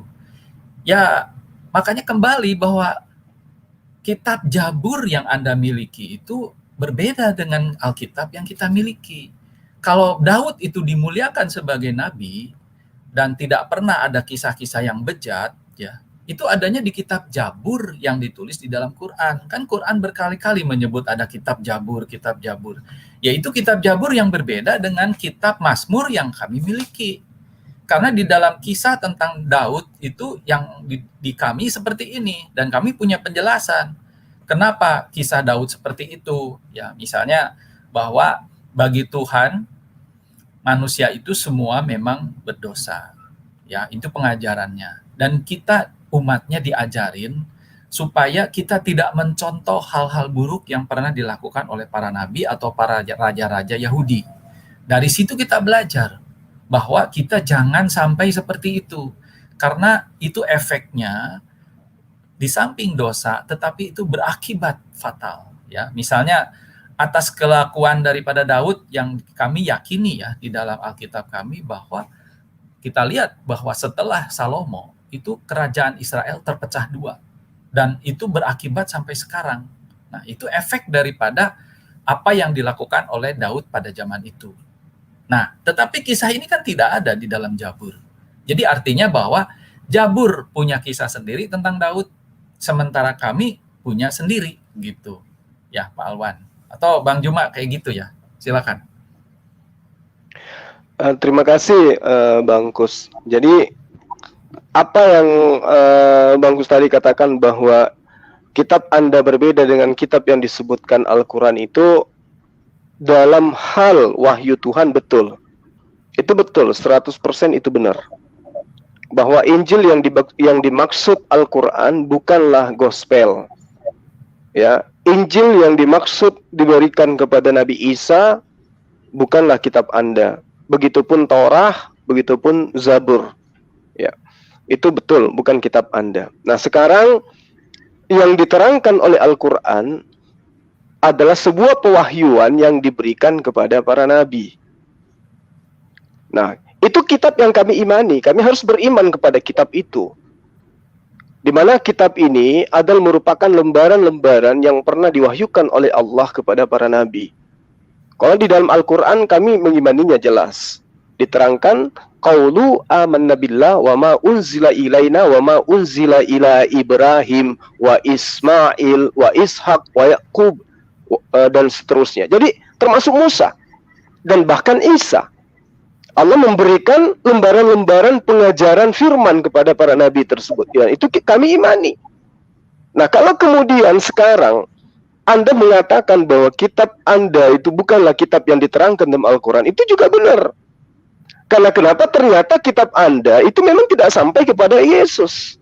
Bukan Yesus yang kemudian menceritakan, lalu kemudian dituliskan, lalu kemudian menjadi kitabnya orang Kristen. Artinya bahwa ada yang putus di situ. Antara pemberitaan Yesus yang di dalam kitab Anda justru diterangkan menerima firman, itu ternyata firmannya disampaikan kepada muridnya. Sayang sekali, sang penulis kitab Anda itu tidak duduk di hadapan Yesus menerima firman dari Yesus itu. Nah, sehingga ketika Anda mengatakan kitab kami adalah cerita yang kemudian disusun yang berkaitan dengan Yesus, itu benar, itu kitab Anda. Maka dari itu kemudian Al-Quran menjawabnya, seperti yang diterangkan tadi oleh Adinda Adinda Alwan di dalam Al-Baqarah ayat 79. Ada oknum yang kemudian mencatat sebuah tulisan yang mereka tengarai itu adalah firman Tuhan, padahal sebenarnya itu bukan firman Tuhan. Jadi artinya bahwa kitabnya saudara di dalam Al-Quran itu bukanlah Injil yang diberikan kepada Nabi Isa, dan juga bukan Torah yang diberikan kepada Musa, dan juga bukan Zabur yang diberikan kepada Daud. Sekarang pertanyaannya kemudian adalah, apakah orang-orang Yahudi itu mau menerima dan mengakui bahwa kitabnya Kristen saat sekarang ini adalah kitabnya Musa, kitabnya Daud? Tentu tidak, bukan? Mereka tidak mengakui itu. Mereka punya Torah sendiri, mereka punya Tanak sendiri. Sementara kitabnya sahabat Kristen hanya berasal dari Septuaginta. Nah, inilah kemudian yang dijawab oleh Al-Quran. Artinya ketika Al-Quran itu menerangkan tentang perihal orang-orang terdahulu yang gemar merubah kitab suci, yang gemar membunuh para nabi, benar Al-Quran itu menerangkan seperti itu. Nah, bagaimana kemudian bisa mendekati kebenaran? Apa yang saya nyatakan ini? Buktinya ketika Yesus datang kepada Bani Israel, Yesus ditolak. Dia tidak diterima. Sebagai penyampai firman, dia tidak diterima. Kalau Yesus aja tidak diterima, apalagi ajarannya. Oknumnya saja ditolak, apalagi ajarannya. Lalu kemudian muncul Kristen, menyelamatkan Yesus. Mengambilnya, membuatkannya sebuah kitab, lalu kemudian memberikannya rumusan-rumusan, mendudukkan Yesus, sehingga muncul pernyataan, Isa bukan Yesus. Gospel bukan Injil, dan seterusnya, dan seterusnya. Itu kami hargai. Itu kami hargai. Nah, seperti yang saya terangkan tadi, kenapa kemudian kita bersinggungan? Karena yang bukan Injil tertulis di dalamnya anak Allah, tertulis di dalamnya Alkitab, tertulis di dalamnya Rasul. Itulah yang menyebabkan kita seperti ini berdebat terus sepanjang hari, sepanjang malam. Sekiranya sahabat Kristen mau ya menuliskan kitabnya berdasarkan ori teksnya, lalu kemudian diterjemahkan ke dalam bahasa Indonesia dengan sungguh-sungguh, maka tentu kita tidak perlu berdebat. Tidak perlu kita membahas Yesus, tidak perlu kita membahas tentang Injil dan seterusnya. Kenapa? Itu kitab Anda, dan itu adalah Tuhan Anda. Kami juga punya Tuhan, kami juga punya kitab. Dan saya yakin kita akan hidup berdampingan dengan cara damai, dengan cara tentram. Kalaupun ada perdebatan sifatnya hanya diskusi, saya ingin tahu, bukan saling ngotot-ngototan, bukan saling ingin mengatakan inilah yang benar, ini yang salah. Tidak. Layaknya kami kepada orang Hindu, kepada orang Buddha, kami tidak pernah berdebat, lalu kemudian menyalah-nyalahkan mereka. Nah, itu yang sebenarnya kita inginkan. Hidup berdampingan di atas koridor ajaran agama kita masing-masing. Yang menjadi masalah sekarang adalah sahabat Kristen mengaku Injil bukanlah Injil kami yang di Al-Quran. Terus kemudian Isa bukanlah Yesus. Lalu kemudian Allah bukanlah sembahan Kristen. Allah Subhanahu wa taala bukanlah Allah. Tapi faktanya hal-hal prinsip ini masih nebeng juga nih di dalam agama Kristen. Artinya bahwa ingin menolak tetapi digunakan, ingin tidak menerima tapi diambilnya. Ini artinya bahwa orang sahabat Kristen tidak punya pendirian, tidak percaya diri terhadap ajarannya sendiri. Coba berdiri tegak. Yesus adalah Yesus, gospel adalah gospel, dengan bahasa Yunaninya seperti apa, kemudian masuk ke Indonesia diterjemahkan menjadi buku, katakanlah buku, atau buku-buku, atau buku yang dianggap putih atau dianggap suci, tapi menggunakan bahasa yang sesuai dengan terjemah yang seharusnya. Jangan kemudian mengatakan pada tahun 1954 ada dari penerjemah kitab kami itu yang dari Muslim. Ya kan itu dulu, sekarang kan bisa direvisi.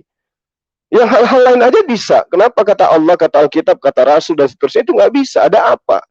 Sebenarnya gitu, Bang. Sederhana sebenarnya. Silakan dengan Yesusnya Anda, kami dengan Isanya kami. Karena Islam itu begini. Islam mengimani Nabi Isa alaihissalam. Itu final. Tidak mesti lagi mencari-cari di luar.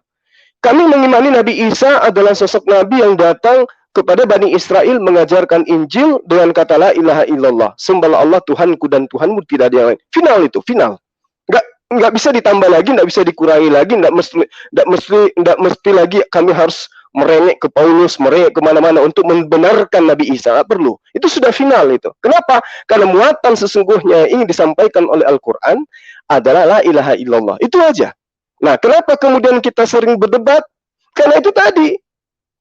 Ada sebutan Allah punya anak, sementara bagi kami Allah itu adalah nama pribadi sembahan pencipta alam semesta. Tapi selalu dikatakan Allah punya anak, karena menurut pemahaman sahabat Kristen, Allah itu adalah bukan nama pribadi, itu hanya gelar. Tapi kami nyata di dalam kitab kami, original teks kita kami, Allah itu adalah nama Tuhan pencipta alam semesta. Nah, itu yang membuat kita sering berdebat, Bangkus. Sekiranya Bangkus punya power untuk merubah semua yang ada di dalam lembaga Alkitab Indonesia, dari gereja ke gereja, supaya mengembalikan ori teks daripada kitab sahabat Kristen, minimal diterjemahkan ke dalam bahasa Indonesia yang seharusnya, misalnya kayak rasul, ya, terjemahkan menjadi utusan, ya toh? Bible terjemahkan menjadi buku atau buku-buku. Ya, itu sudah aman itu. Tidak ada masalah. Berarti silakan dengan agama Anda, kami dengan agama kami. Kita berangkulan. Ketika kami ingin belajar hanya sebagai penanya. Orang sahabat Kristen mau bertanya tentang Islam hanya sebagai dialog. Tidak ada saling ngotot-ngototan dan lain-lain. Kenapa kita ngotot? Karena dikatakan Yesus anak Allah.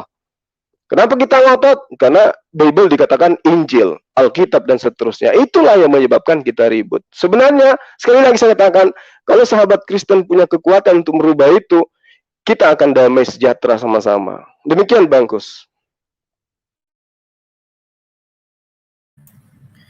Ya, baik, Bang Jul, makasih ya. Jadi kalau begitu kan hanya perbedaan istilah aja. Ya, kebetulan di Indonesia ini kata Allah ini dan Rasul dan juga Injil ini jadi diperebutkan gitu. Tetapi kan kalau kita lihat dari kitab-kitab terjemahan yang lain, misalnya di dalam bahasa Inggris nggak ada ditulis itu ada tentang Injil, kata Allah, ya, dan juga Rasul, nggak dipakai itu. Jadi kalau ini hanya masalah istilah, ya sebenarnya ya kalau menurut saya sih ya itu masalahnya sederhana. Istilah diganti, beres dong semuanya. Ya meskipun memang itu sudah menjadi kata serapan di Indonesia, tapi kalau demi artinya kebersamaan dan kebersatuan negara kita, ya nggak masalah. Bagi saya sih nggak masalah, karena maknanya yang diimani oleh kami, bukan dari istilah.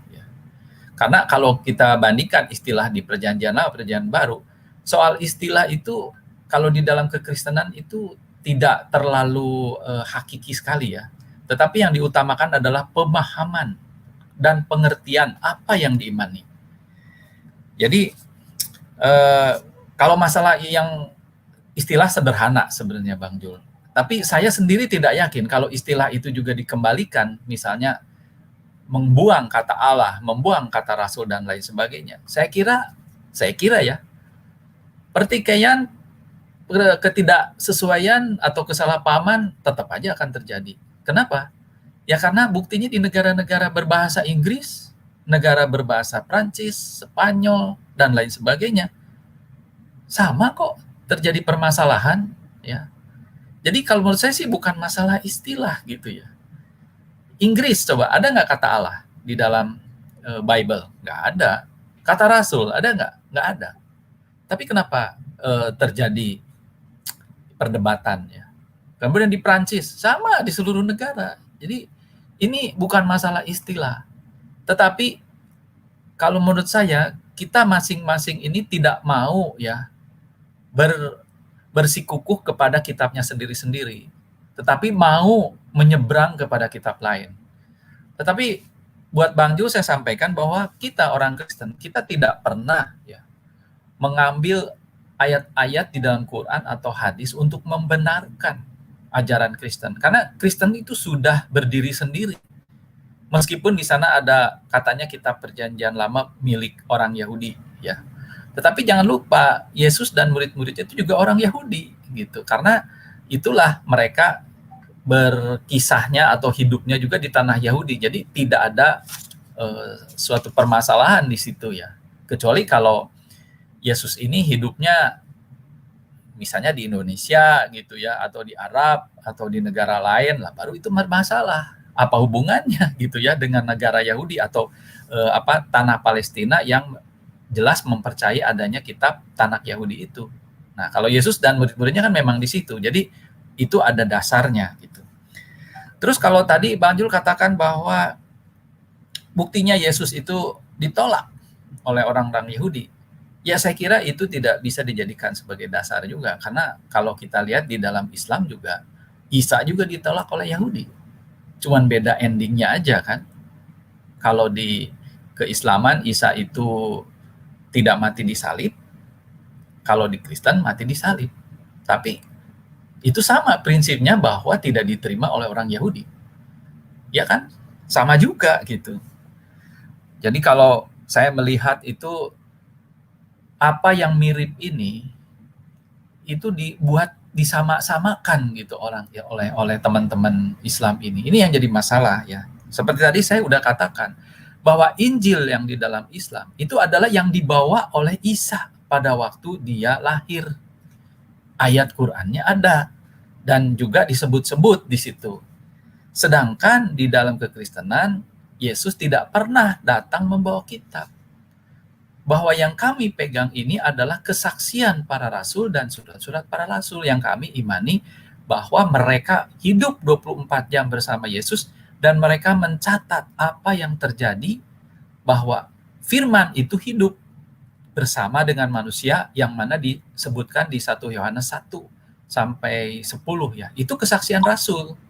Jadi dari dasarnya aja, kerangkanya aja udah beda. Bagaimana Anda bisa samain gitu? Jadi kalau Anda justru sebaiknya kalau memang Islam itu berdiri sendiri, ya sebaiknya kalau mengenai kisah Isa, ya carilah di dalam kitab Injil yang dimiliki oleh Islam. Kitab Daud juga bercerita, kitab Jabur bercerita tentang Daud. Kitab Ibrahim bercerita tentang Ibrahim. Ya kan, kitab Musa juga berbicara tentang Musa. Ya tentu kisah ini berbeda yang ada di Alkitab. Karena kitabnya aja berbeda, bagaimana kita mau sama-samakan? Jadi lucu sekali kalau di dalam perdebatan-perdebatan masing-masing tidak membawa kitabnya gitu. Tetapi yang dibahas malah semua yang ada di dalam Alkitab. Jadi bicara tentang Isa, Bang Jul mengambil dari ayat-ayat Alkitab kita. Ya. Kan aneh. Sebaiknya kalau Bang Jul mau berdebat dengan Kristen, ya Bang Jul bawalah ayat-ayat yang ada di dalam kitab Injil yang disebut oleh Quran ya, dan hadis. Kalau Anda bicara tentang Ibrahim, ya bagaimana dia mendirikan Ka'bah di Mekah dan lain sebagainya, ada Hagar di situ.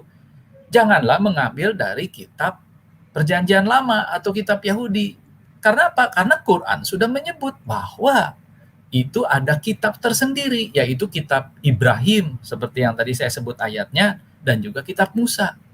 Jadi sebenarnya, kalau Bang Jul mau konsisten adalah, coba perdebatkan, tetapi pakai dasar dari kitabnya yang Anda miliki, yang disebut-sebut di Quran.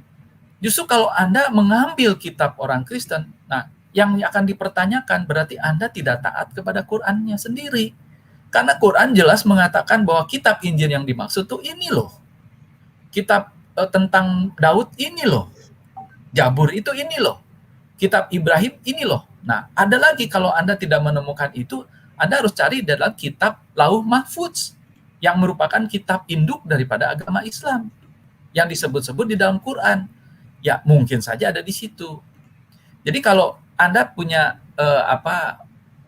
ngambil dasarnya dari situ, maka perdebatan ini akan menjadi bagus gitu. Nih, saya punya dasar tentang Isa tuh kayak begini loh, bahwa dia lahir membawa kitab Injil, bahwa dia menubuatkan adanya kedatangan Ahmad, kemudian dia tidak mati disalib, kemudian dia kawin, dia punya anak, ya silakan, tetapi ambillah dari kitab Injil Anda gitu. Bukan kitab orang Kristen, ya jelas berbeda. Ya kalau berbeda kan ujung-ujungnya Anda akan menyalahkan kami.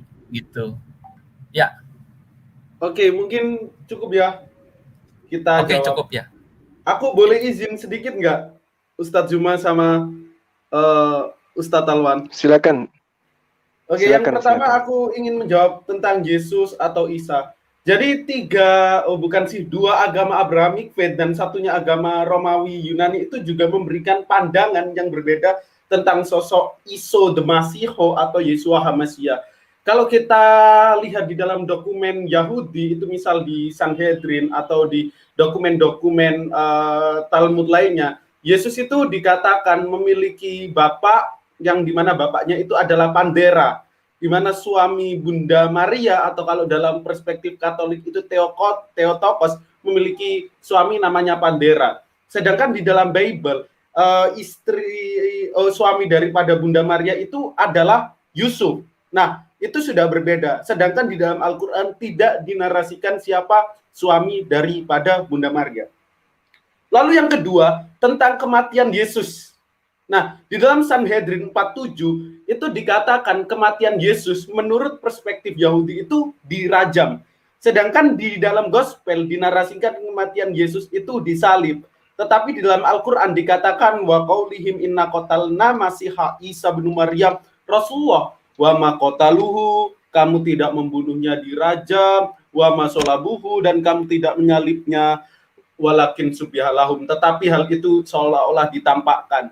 Jadi Yahudi itu memberikan pandangan sendiri tentang sosok perspektif Yeshua HaMasiah. Begitu pula Kristen yang agama berasal daripada Romawi ini, bukan agama Abrahamic faith, juga memberikan pandangan tentang Yesus yang berbeda dengan pandangan orang Yahudi. Begitu pula Islam yang merupakan Abrahamic faith, itu juga memberikan pandangan berbeda tentang sosok Yesus. Silakan itu Anda percaya mana. Yang kedua tentang kitab Ibrahim. Nah, ini Pak Kusnadi ini ternyata kurang literasi. Di Al-A'la dikatakan suhufi Ibrahim wa Musa. Nah, ternyata di dalam Bible itu juga dikatakan Ibrahim itu memiliki kitab. Loh, kok bisa? Oke, saya buktikan.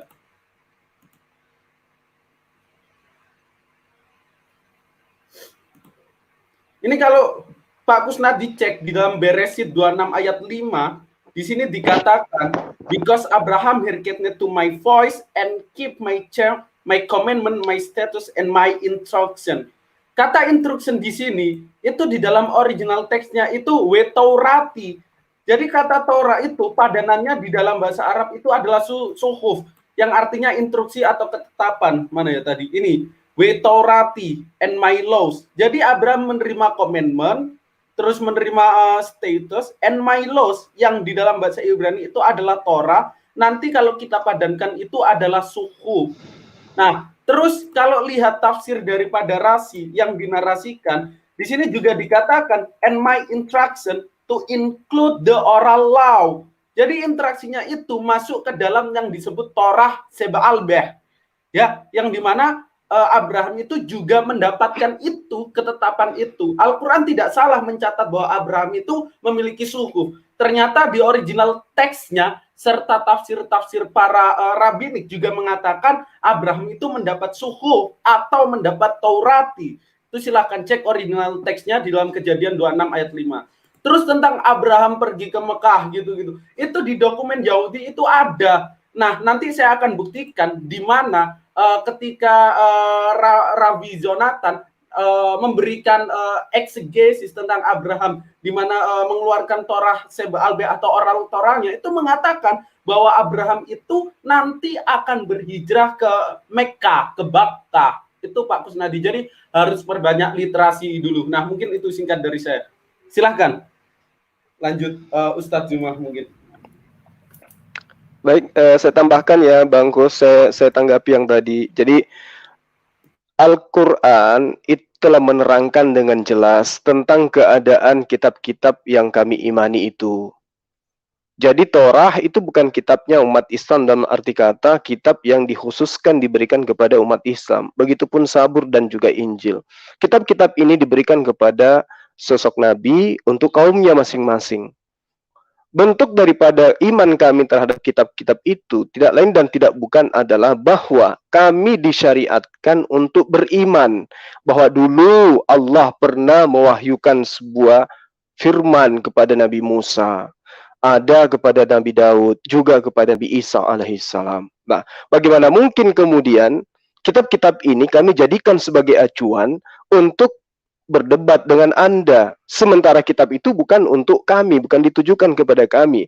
Yang diterangkan kemudian Al-Quran tentang kitab-kitab itu adalah yuharrifunal kalima amwadi'i wa nasu hazzam mimma zukkiru bih. Itu yang diterangkan Al-Quran, bahwa orang-orang dulu yang diserahi kitab, mereka suka mengubah firman Allah dari tempatnya.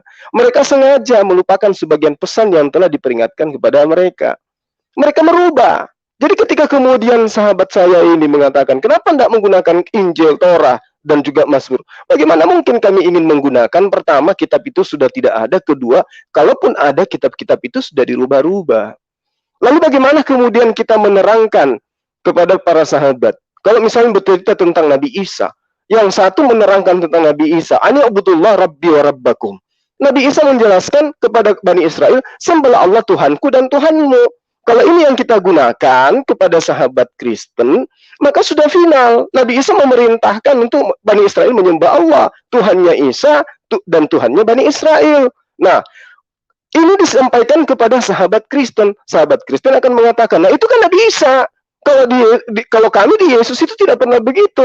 Maka karena kami tahu, maka kami tunjukkan dalilnya. Baca Yohanes 2 ayat 44 atau Yohanes 4 ayat 22 di mana Yesus menerangkan dia adalah hamba, memerintahkan kepada Maria, sampaikan kepada saudara-saudaraku, aku akan pergi kepada Bapa Tuhanku dan Tuhanmu dan seterusnya. Itu makanya kami pakai itu untuk kemudian apa? Bukan kami gunakan untuk bagaimana mengokohkan iman kami tentang Nabi Isa, tidak, tapi serta untuk mengingatkan kepada sahabat Kristen bahwa yang Anda maksud Yesus pun mengatakan hal yang sama kepada Tuhanku dan Tuhanmu. Bapakku lebih besar daripada aku. Aku menyembah apa yang aku kenal, kalian menyembah tidak apa yang kalian tidak kenal. Berarti sejalan dengan apa yang diterangkan oleh Allah tentang pernyataan Nabi Isa kepada Bani Israel. Jadi itu keliru besar itu. Sebenarnya itu poin pertama. Kedua, kalau kami Nabi Isa, Kristen Yesus dengan Nabi Yesus, dengan Yesusnya. Sebenarnya udah final di situ. Kalau sahabat saya tadi, Bang Kusnadi mengatakan, oh itu kan hanya istilah-istilah. Tunggu Bang, tunggu. Justru istilah inilah yang kemudian menjadi tolak perdebatan antara Islam dan Kristen. Contoh, saya kasih contoh kepada Abang. Sosok pendeta itu adalah orang yang dimuliakan. Kemudian umat Islam muncul menggunakan kata pendeta itu untuk dinobatkan kepada maling ayam. Pasti orang Kristen akan ribut dengan itu. Begitu juga dengan kami Islam. Kami pahami Paulus itu seperti apa yang ada di gambaran kami umat Islam. Dinobatkan menjadi rasul. Pasti kami tidak terima. Nah kalau tadi Anda mengatakan di luar, di Jerman, di Inggris, mereka masing-masing tidak menggunakan kata Allah, masing-masing tidak menggunakan kata ini, tapi kok tetap aja mereka berdebat. Tapi cara berdebat mereka itu lain.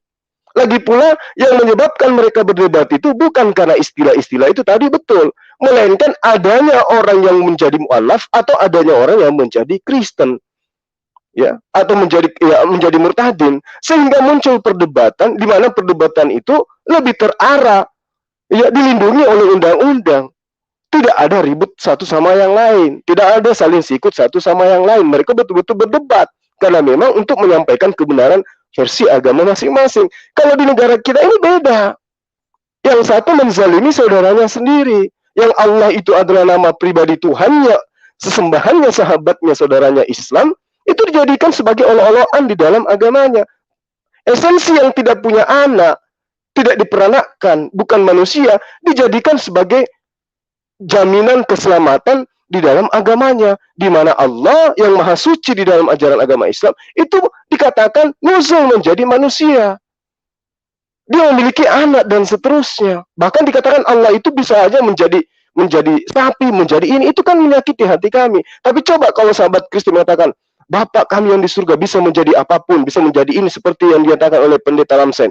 Bisa menjadi ini, bisa menjadi itu. Ya kami nggak ada urusan dengan itu. Tapi ketika diambil nama Allah, nama yang kami sucikan, kemudian didudukkan menjadi sosok makhluk, itulah yang menyakiti hati kami. Terlepas perdebatan itu terjadi, ada. Yang penting dulu, hilangkan istilah-istilah yang kami sucikan di dalam agama Anda. Itu aja dulu. Kalau itu sudah selesai, adapun masalah muncul kemudian saya rasa tidak akan seperti yang sekarang. Saya kira begitu Bang Kusnadi. Silakan. Oke, baik. Ya, saya nambahin sedikit ya sebagai bentuk bukti bahwa Abraham pernah ke Arab. Nah, ini saya juga cari dokumen-dokumen tambahan. Setelah itu saya kasih lagi ke Pak Kusnadi. Bentar.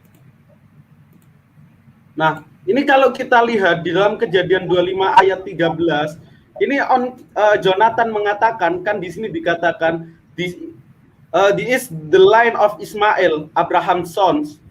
Oh, sorry, bukan ini ya. Oh, ayat 13-nya maksud saya. These are the names of the son of Ismail, by their name in the order of the birth: Nebayot, the firstborn of Ismail, Kedar, Abdel, Mitham. Nah, kalau kita cek ini di dalam Targum Jonathan on Genesis, di sini dikatakan ketika ada kata Kedar itu diganti dengan kata Arab. Nah kan di sini inilah nama-nama anak daripada Ismail yang namanya itu ada Nebayot, anak pertama Ismail, terus Kedar, terus Abdel, terus Mitham. Nah, di dalam Targum Jonathan on Genesis, di sini dikatakan, and these are the name of the sons of Ismail by their names, according to their generation. Jadi ini adalah nama-nama anak daripada Ismail menurut generasi daripadanya. The firstborn of Ismail, Neboy. Ini Jonathan menulis anak pertama Ismail adalah Neboy. Tetapi ketika menyebut anak kedua yakni Kedar, di sini dikatakan and the Arab. Jadi Kedar itu terbukti bermukim di Arab menurut dokumen Yahudi yang sangat primer, and the Abdel and the Mitham. Nah, ini aku juga mau tunjukkan lagi di mana Habat juga mencatat bahwa Abraham nanti itu pergi ke Arab. Ini aduh mana tadi? Nah, ini loh. Or Arab, the people of the Seth.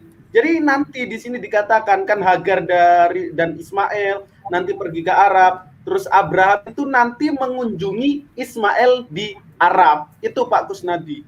Dokumen-dokumen juga menjelaskan hal itu. Silakan Pak Kusnadi. Oke, ya. Jadi tadi Pak Goldian menceritakan tentang ada Yesua Hanasri yang ada di dalam kitab Yahudi, ya. Bahwa dia ada juga yang dikatakan dia adalah anak yang haram lah gitu ya, dari seorang serdadu Romawi yang bernama Menjer, ya. Ya silakan, kan saya katakan bahwa itu tidak menunjukkan bahwa itu orang yang sama. Kalau saya tidak baperan ya, kayak mungkin aja itu orangnya berbeda, jadi nggak masalah sih. Terus kenapa dipermasalahkan gitu kalau orangnya berbeda? Karena yang dimaksud dengan Yesua Hanasri itu ya berbeda dengan Yesus yang ada di dalam Bible kami gitu. Jadi demikian juga dengan seperti tadi Ibrahim, Abraham itu semuanya berbeda, ya kebetulan aja mirip-mirip ya. Kalau ada nama yang mirip-mirip ya nggak masalah, namanya juga mirip. Yang mirip nama saya juga banyak, ya kan? Yang punya mirip Abednego juga banyak, ya. Zulkifli juga banyak, nggak satu orang. Jadi kebetulan aja namanya sama, tapi bukan berarti orangnya sama. Makanya apapun yang ada di dalam iman orang Yahudi, mereka kan tidak temukan itu di dalam kitab yang perjanjian lama ini. Ya. Mereka kan memakai kitab seperti Talmud Yonatan, Talmud Yerusalem. Ya. Jadi itu kitab-kitab yang tidak kami imani. Jadi kalau tadi dikatakan bahwa siapa tadi Kedar itu Arab dan lain sebagainya, terus Ibrahim bahkan katanya ke Mekah di dalam kitab Yahudi, ya silakan. Ya. Itu kan bukan kitab yang kami imani. Makanya kami katakan bahwa ada perbedaan orang. Subjeknya aja berbeda, kitabnya aja berbeda. Terus kenapa harus kita duduk mempermasalahkan sebagai orang yang sama, kitab yang sama? Kan menjadi kacau kalau begitu. Misalnya tadi juga dikatakan soal di Genesis 25 ayat berapa 13 ya? Genesis 26 ayat 5 mengenai Seba Alpe tadi. Ya itu bisa aja itu merupakan tafsiran daripada orang-orang Yahudi ya. Tapi di dalam Alkitab tidak disebutkan. Di original teksnya Abraham menerima Taurati, Pak Injil. Silakan cek lagi. Ya, nah kalau itu pemahaman kami ya, bukan hanya Abraham, nabi-nabi di atasnya juga mengingat sebagai itu adalah kami mengimani itu Torah lisan. Jadi apa yang disampaikan kepada Adam, kepada anak cucunya, kepada Nabi Nuh, sampai ke Ibrahim, itu adalah sesuatu yang lisan. Kemudian itu dibukukan pada saat Musa datang. Jadi itu iman kami, dan mungkin itu berbeda dengan yang dipahami oleh orang Yahudi. Ya nggak masalah, karena penafsiran yang beda. Itu nih Pak Goldian. Ya. Jadi karena itu memang orangnya beda, Alkitabnya beda, kitab sucinya beda, ya buat apa kita permasalahkan lagi? Makanya pada waktu saya misalnya berbicara sama Yitzhak ataupun Billy ya, pada waktu dia keluarkan kitab tadi Yerusalem, Talmud Yerusalem, saya katakan itu tidak saya imani. Ya sudah, tidak ada perdebatan lagi. Ya karena kitabnya berbeda, tafsirannya berbeda. Makanya saya katakan kalau kita mau berdiskusi, marilah kita tinggalkan kitab-kitab, tetapi kita ada sebuah kitab yang sama-sama kita imani. Misalnya kitab Torah. Kan kitab Torah yang kita miliki dengan kitab Torah Yahudi sama. Nah, itu kita bisa duduk diskusi karena kitabnya sama. Jadi kalau itu bercerita tentang agama itu sama. Bedanya di ayat mana? Contoh ayat mana? Ya kan Di dalam apa kitab Torah. namanya Torah yang Anda himpun ke dalam Biblos itu orang Yahudi tidak meyakini karena apa? Udah banyak terjemahan-terjemahan liar. Misal contoh di dalam Yesaya 7 ayat 14 di situ dikatakan Alma yang seharusnya perempuan muda, tetapi di banyak versi dikatakan Inggris. Jadi majority of Yahudi itu tidak mengimani bahwa Torah yang kalian pegang lalu kalian himpun menjadi satu atau kitab yang disebut Biblos, itu mereka sudah tidak percaya. Mereka memiliki Torah dan mereka memiliki hak otoritatif untuk menerjemahkan serta menginterpretasi Torah. Jadi mereka juga memiliki keilmuan-keilmuan serta hasanah-hasanah bacaan untuk mudah memahami Torah secara luas dan universal. Ya nggak masalah, kan itu tafsiran mereka. Dan mereka tidak harus kok untuk percaya kepada tafsiran Kristen. Kenapa harus percaya? Kan mereka punya rabi sendiri, punya Talmud sendiri, Targum sendiri. Ya kenapa harus dipermasalahkan? Tetapi manakala kita duduk sama-sama, kita membuka kitab Torah, dan kita membuang semua penafsiran-penafsiran yang ada, barulah kita bisa diskusi. Itu ayatnya akan sama. Jadi artinya pada saat diskusi, yang didiskusikan adalah penafsirannya, bukan ayat-ayatnya. Ayat-ayatnya sama, cuman penafsiran yang beda. Ya, jadi makanya kembali bahwa kalau itu semua berbeda, ya berarti nggak ada poin kita perdebatkan gitu. Misalnya tadi sekalian ke Bang Juma ya, tadi dia berbicara tentang Paulus. Lah, saya bertanya, memang Paulus ada di dalam Quran? Apakah Paulus ada di dalam hadis? Ya kalau nggak ada, terus ngapain bahas Paulus kalau begitu? Itu adalah bagian dari iman Kristen. Ya seharusnya kalau Anda nggak ada, misalnya cukup banyak waktu, ya bukan hanya Paulus yang Anda bahas. Tapi marilah bahas Sang Siddhartha Gautama. Kan itu juga nggak ada di dalam Quran. Nah, ayo kita bahas. Ya kalau Anda mau bahas karena punya banyak waktu gitu ya. Jadi aneh sekali gitu ya. Terus kemudian kalau soal tadi Bang Jul mengatakan ada kata-kata yang dipakai sehingga sepertinya ada olok-olok. Ya kalau menurut saya sih terlalu baper ya. Loh, orangnya aja berbeda, kenapa kita pusing gitu? Misalnya ada orang yang bernama Zulkifli juga. Tapi Zulkifli ini kemudian berbeda. Dia mungkin anggaplah pekerjaannya mungkin lebih rendah dari Anda. Terus apa Anda tersinggung? Kan mestinya enggak. Orangnya berbeda kok, ngapain dipermasalahkan gitu ya. Jadi sebenarnya ya seperti yang tadi soal Yesua Hanosri, terus kemudian ada Yesua Pandera yang dikatakan anak haram. Saya sih nggak masalah, itu terserah, itu kan orang aja beda, ngapain kita pusing gitu. Yang kita imani adalah Yesus yang hidup di Palestina pada saat zaman Romawi, keadaannya demikian, kelahirannya demikian, asal-usulnya demikian, hidupnya demikian, itu yang penting. Jadi menurut saya jangan terlalu banyak baper lah gitu, karena banyak baper itu menjadikan banyak permasalahan akhirnya gitu ya.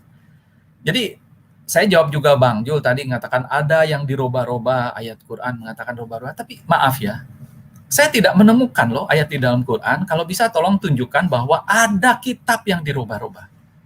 Bisa nggak Bang Jul ataupun Pak Goldian atau Pak Alwan tunjukkan ayat Quran yang mengatakan ada ayat kitab yang dirubah-rubah, tulisan yang dirubah-rubah. Oke, silakan. Silakan Kanda Juma.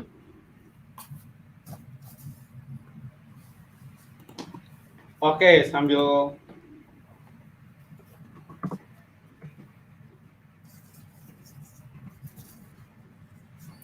mungkin sebelum saya nemukan, tetapi bukan tulisan ya. Misalnya di Al-Baqarah 75. Di situ dikatakan bukan tulisan. Ya, saya bacakan aja ya. Maka apakah kamu dalam kurung muslimin sangat mengharapkan mereka akan percaya kepadamu, sedangkan segolongan dari mereka mendengar firman Allah, lalu mereka mengubahnya setelah memahaminya, padahal mereka mengetahuinya. Surat Al-Baqarah 75. Jadi yang mengubah itu adalah gini, bahwa wahyu yang turun kan diajarkan berdasarkan ucapan lisan. Nah, terus ucapan lisan itu dirubah atau ditambahin. Misalnya Gini, saya sedikit Pak Kusnadi.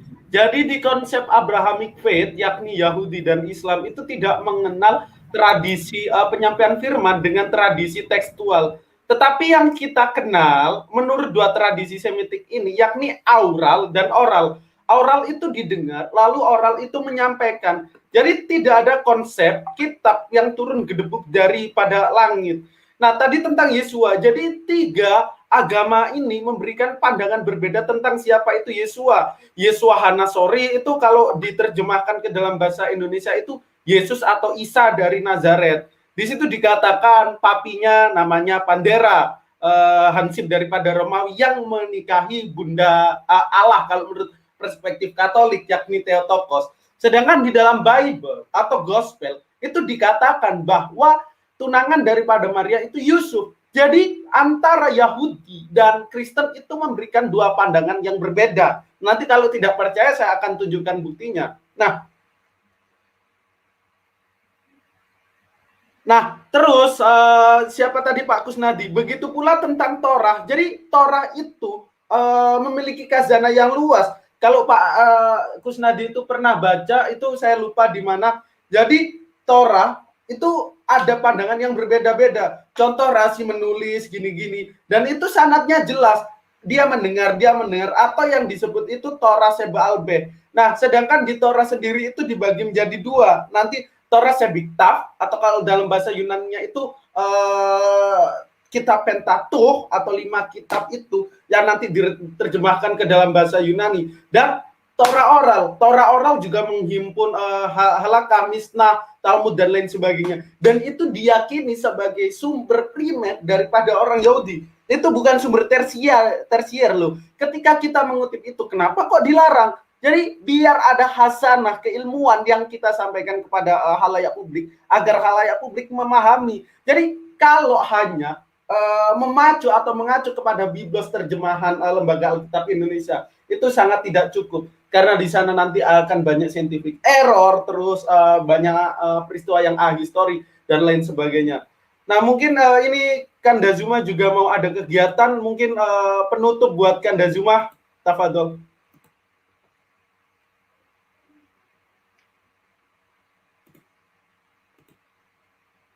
Oh, Bang Zuma lagi ke kantor. Silakan Pak Kusnadi ditanggapin. Mungkin. Ya, seperti tadi saya katakan bahwa apa yang dipahami oleh orang Yahudi dengan orang Kristen itu berbeda. Padahal ayat-ayatnya sama. Dan itu nggak masalah. Terus apa masalahnya? Karena mereka punya sudut pandang yang berbeda. Mereka punya Talmud, Targum yang berbeda. Sedangkan Kristen punya pemahaman sendiri. Terus apa masalahnya? Jadi setiap kali kalau kita berdialog dengan orang Yahudi, ya artinya yang dibicarakan sebenarnya adalah tentang penafsiran aja. Jadi kalau tadi juga Pak Goldian bicara tentang Yesua lagi, ya memang berbeda. Itu dua orang yang berbeda. Ya, gini, saya mau tanya ke Pak Kusnadi, apakah di dalam tradisi Semit itu ada tradisi pewahyuan itu dengan cara tulisan? Sorry, sabar Pak Kijun ya.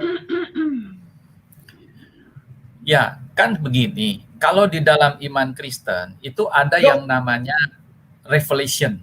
Jadi revelation itu turunnya wahyu oleh Tuhan kepada misalnya para nabi. Nah, kemudian setelah wahyu itu turun, baru ada lagi Roh Kudus yang melakukan inspiration. Nah, inspiration itu akan mendorong orang untuk menulis kitabnya. Jadi ini dua nggak bisa dipisahkan. Dan setelah itu baru kita ini, karena kita ini orang Kristen ya, ini saya cerita orang Kristen ya. Orang Kristen ini percaya bahwa ada Roh Kudus di dalam dirinya. Roh Kudus inilah yang memberikan illumination, artinya dia menerangi pemahaman terhadap ayat-ayat Alkitab ini. Nah, sementara orang Yahudi dengan teman Muslim ini kan tidak meyakini adanya Roh Kudus.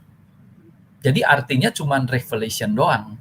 Artinya revelation ya udah cuman sampai pewahyuan kepada nabinya. Nah, kalau yang ditulis itu Tuhan tidak berurusan lagi karena tidak ada Roh Kudus. Percaya salah Pak Kusnadi, kami percaya Roh Kudus atau malaikat Jibril itu. Nah, ini juga sudah ada Al-Fadil Ustadz Abdurrahman, saya sapa dulu ya. Assalamualaikum warahmatullahi wabarakatuh, Ustadz. Waalaikumsalam warahmatullahi wabarakatuh. Ya. Ini saya pertama terima kasih sudah dimasukkan. Yang kedua, salam untuk Ustadz Zuma Zulkifli Abbas. Salam kenal Ustadz. Ya, Ustadz Zuma lagi ada kendala sedikit, Ustadz lagi oh ya, Masya Allah. di kantor ya. Hamba handle roomnya. Salam kenal ya. Oh gitu ya. Oh iya, ini dengan siapa ini? PDT itu apa ya? PDT itu pendeta Abednego.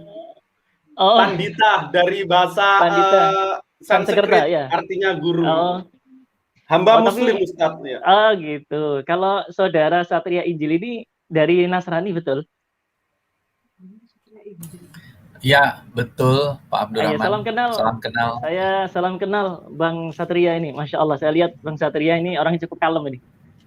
Saya senang dengan yang model seperti ini nih. Jadi semoga mudah-mudahan ke depan bisa dialog-dialog bisa dilakukan dengan cara yang tenang, cara yang damai, insya Allah.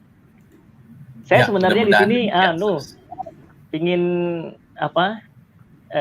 menyapa tuan rumah, sekalian kenalan begitu, karena saya perlu belajar banyak kepada semua apologet Kristen maupun apologet Muslim, karena saya masih pemula ini. Tapi tidak apa-apa karena Ustadz Zuma mungkin masih ada perlu. Nanti insya Allah kapan-kapan insya Allah mungkin saya masuk lebih lanjut. Yang jelas untuk dari saya berharap ke depan nanti pertama dialog nanti bisa lebih tenang, lebih damai tanpa adanya caci maki, karena memang di dalam Islam sendiri itu Allah Subhanahu wa taala merintahkan ud'u ila sabili rabbika bil hikmah wal mau'izatil hasanah wajadilhum billati hiya ahsan. Serulah manusia kepada jalan yang benar dengan ilmu. Al-hikmah di situ ilmu, dan dengan memberikan nasihat yang baik, dan yang ketiga dengan cara bantah dengan cara yang paling baik. Jadi tingkat yang pertama dengan ilmu bagi orang yang belum tahu, kemudian tingkat yang kedua bagi yang sudah tahu tapi mereka masih belum paham atau lupa, maka diberikan nasihat, dan yang ketiga jidal, ya ini berdebat tapi dengan cara yang paling baik.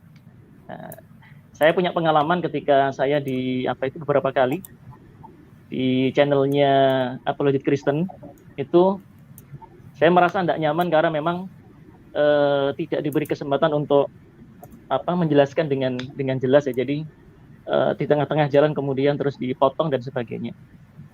Tapi saya juga melihat juga di sebagian channel Muslim, apologet Muslim juga ada yang seperti itu atau hampir sama. Nah, ke depan saya berharap nanti dialog ini tujuannya yang pertama adalah untuk saling memahami atau saling memahamkan gitu. Nah, supaya tidak ada salah paham, maka sebaiknya dilakukan dengan cara yang paling baik. Yang kedua yang mungkin saya mau sampaikan, pertama saya terima kasih kepada para apologet Muslim dengan apa yang mereka punya, kesungguhan mereka berusaha untuk menjelaskan Islam dari sisi Islam. Karena saya melihat banyak sekali apologet Kristen, termasuk yang Sofiatul misalnya, atau KC, atau yang lain-lain, itu mereka sudah salah di awalnya, dasar mereka sudah salah, sehingga perlu untuk diberikan penjelasan dari sisi Islam. Sebab memang pemahaman terhadap agama itu biasanya ada dua cara, melihat dari luar dan melihat dari dalam. Nah, biasanya kalau dari luar memang tidak lengkap. Jadi alangkah baiknya kalau semuanya itu melihat dari dalam sekaligus dari luar. Nah, maka mungkin saya ini masuk banyak di terutama di Hidayah Muslim Channel, Hidayah Mu'alaf ya. Itu saya ingin memberikan pemahaman dari Islam dari segi dalam itu. Sebab saya melihat banyak sekali teman-teman apologet Kristen yang salah paham dari dasarnya gitu. Nah, alhamdulillah saya juga sudah ada kesepakatan dengan salah satu dari apologet Kristen untuk melakukan semacam tukar pikiran, walaupun tidak di-share ya, tidak dalam bentuk disiarkan, tetapi secara pribadi. Jadi nanti saling bertanya, dan saya pikir itu akan lebih bisa lebih tenang ya, lebih tenang. Karena kalau di depan forum misalnya atau dilihat secara umum itu biasanya nanti akan ada hal-hal yang mungkin memang menghalangi orang untuk bisa memahami dengan benar. Tetapi acara-acara seperti debat di YouTube itu juga tetap bagus, tetap harus ada diadakan. Mungkin sementara saya seperti itu, Mas siapa ini pendeta Abednego ya, Abednego ya. Ya, jazakallah khairan Al-Fadil Ustadz Abdurrahman atas jazakallah khairan. Ini ya. Saya panggil apa ini, Bang? Pendeta Abednego lah kalau manggil. Oh, iya. Antum mu'alaf atau asli dari kecil memang sudah muslim? Fitrahnya muslim Ustadz, tapi saya dipanggil teman-teman pendeta Abednego gitu. Oke. Iya. Masya Allah. Kalau Bang Satria Injil ini aliran apa Bang Satria Injil untuk Kristennya? Mungkin kalau saya secara spesifik saya lebih ke Tritunggal, terus kemudian untuk yang lain karena gini, saya ini tidak mewakili satu denominasi karena memang Kristen kan ada Advent, ada Protestan, Katolik, tapi saya berdiri tidak mewakili mereka karena saya bisa aja ada kekeliruan, jadi saya hanya mengatakan apa yang saya imani adalah Tritunggal. Tritunggal itu apa sama dengan Kristen Ortodok yang di Timur Tengah? Oh, saya jelaskan sedikit Al-Fadil Ustadz Abdurrahman. Pandangan Pak Satria Injil terhadap Yesus itu banyak perbedaan dengan Kristen yang mayor. Seperti Pak Kusnadi mengatakan bahwa Yesus, kalau saya tidak salah tolong koreksi, ketika menjadi manusia selama 33 tahun itu mutlak manusia, tidak ada keilahian di dalamnya. Betul tidak Pak Kusnadi? Ya, begini, kalau Yesus memang manusia gitu, karena dia memiliki sifat-sifat manusia dan itu memang seperti kita ya. Cuman yang saya katakan berbeda karena asal usulnya berbeda. Dan karena ada ayat yang mengatakan bahwa firman Allah telah menjadi manusia. Jadi itu yang membuat bahwa dia ini manusia, tetapi asal usulnya adalah dari firman Allah. Kemudian mengenai rohnya, karena dia itu manusia, jadi roh dari firman Allah itu yang diberikan kepada dia, itu sudah mengosongkan diri, artinya kosong dari kemuliaannya. Gitu singkatnya ya, Pak Goldian. Ya, jadi itu berbeda pandangan di mana kalangan mayoritas itu percaya yang namanya dinatur. Jadi di dalam tubuh Yesus selama 33 tahun itu ada roh Allah, tapi menurut pemahaman Pak Kusnadi selama saya berdiskusi dengan beliau berbeda, begitu Ustadz Abdurrahman. Oh, bisa dipahami. Ini saya baru tahu ini Pak Kusnadi ini. Oh, berarti pendeta Abednego ini Goldian ya? Halo? Iya, betul. Oh iya.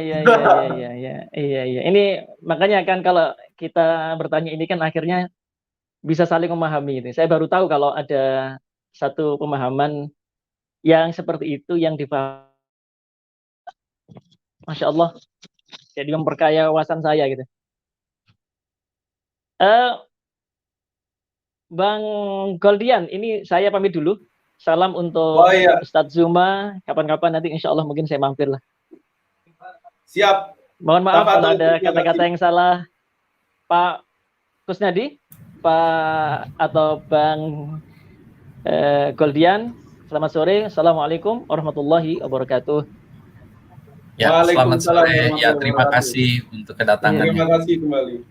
Oke. Mungkin mau saya tutup, Pak Kusnadi, ada yang mau disampaikan? Udah 3 jam lebih nih. Konklusi saja. Saya kira cukup. Ya udah kalau gitu saya mohon pamit juga. Terima kasih ya untuk waktunya ya Pak Guldian. Dan Terima kasih Pak Gus, apabila saya ada salah kata, mohon maaf ya. Saya hanya manusia biasa. Sama-sama. Yuk, bye.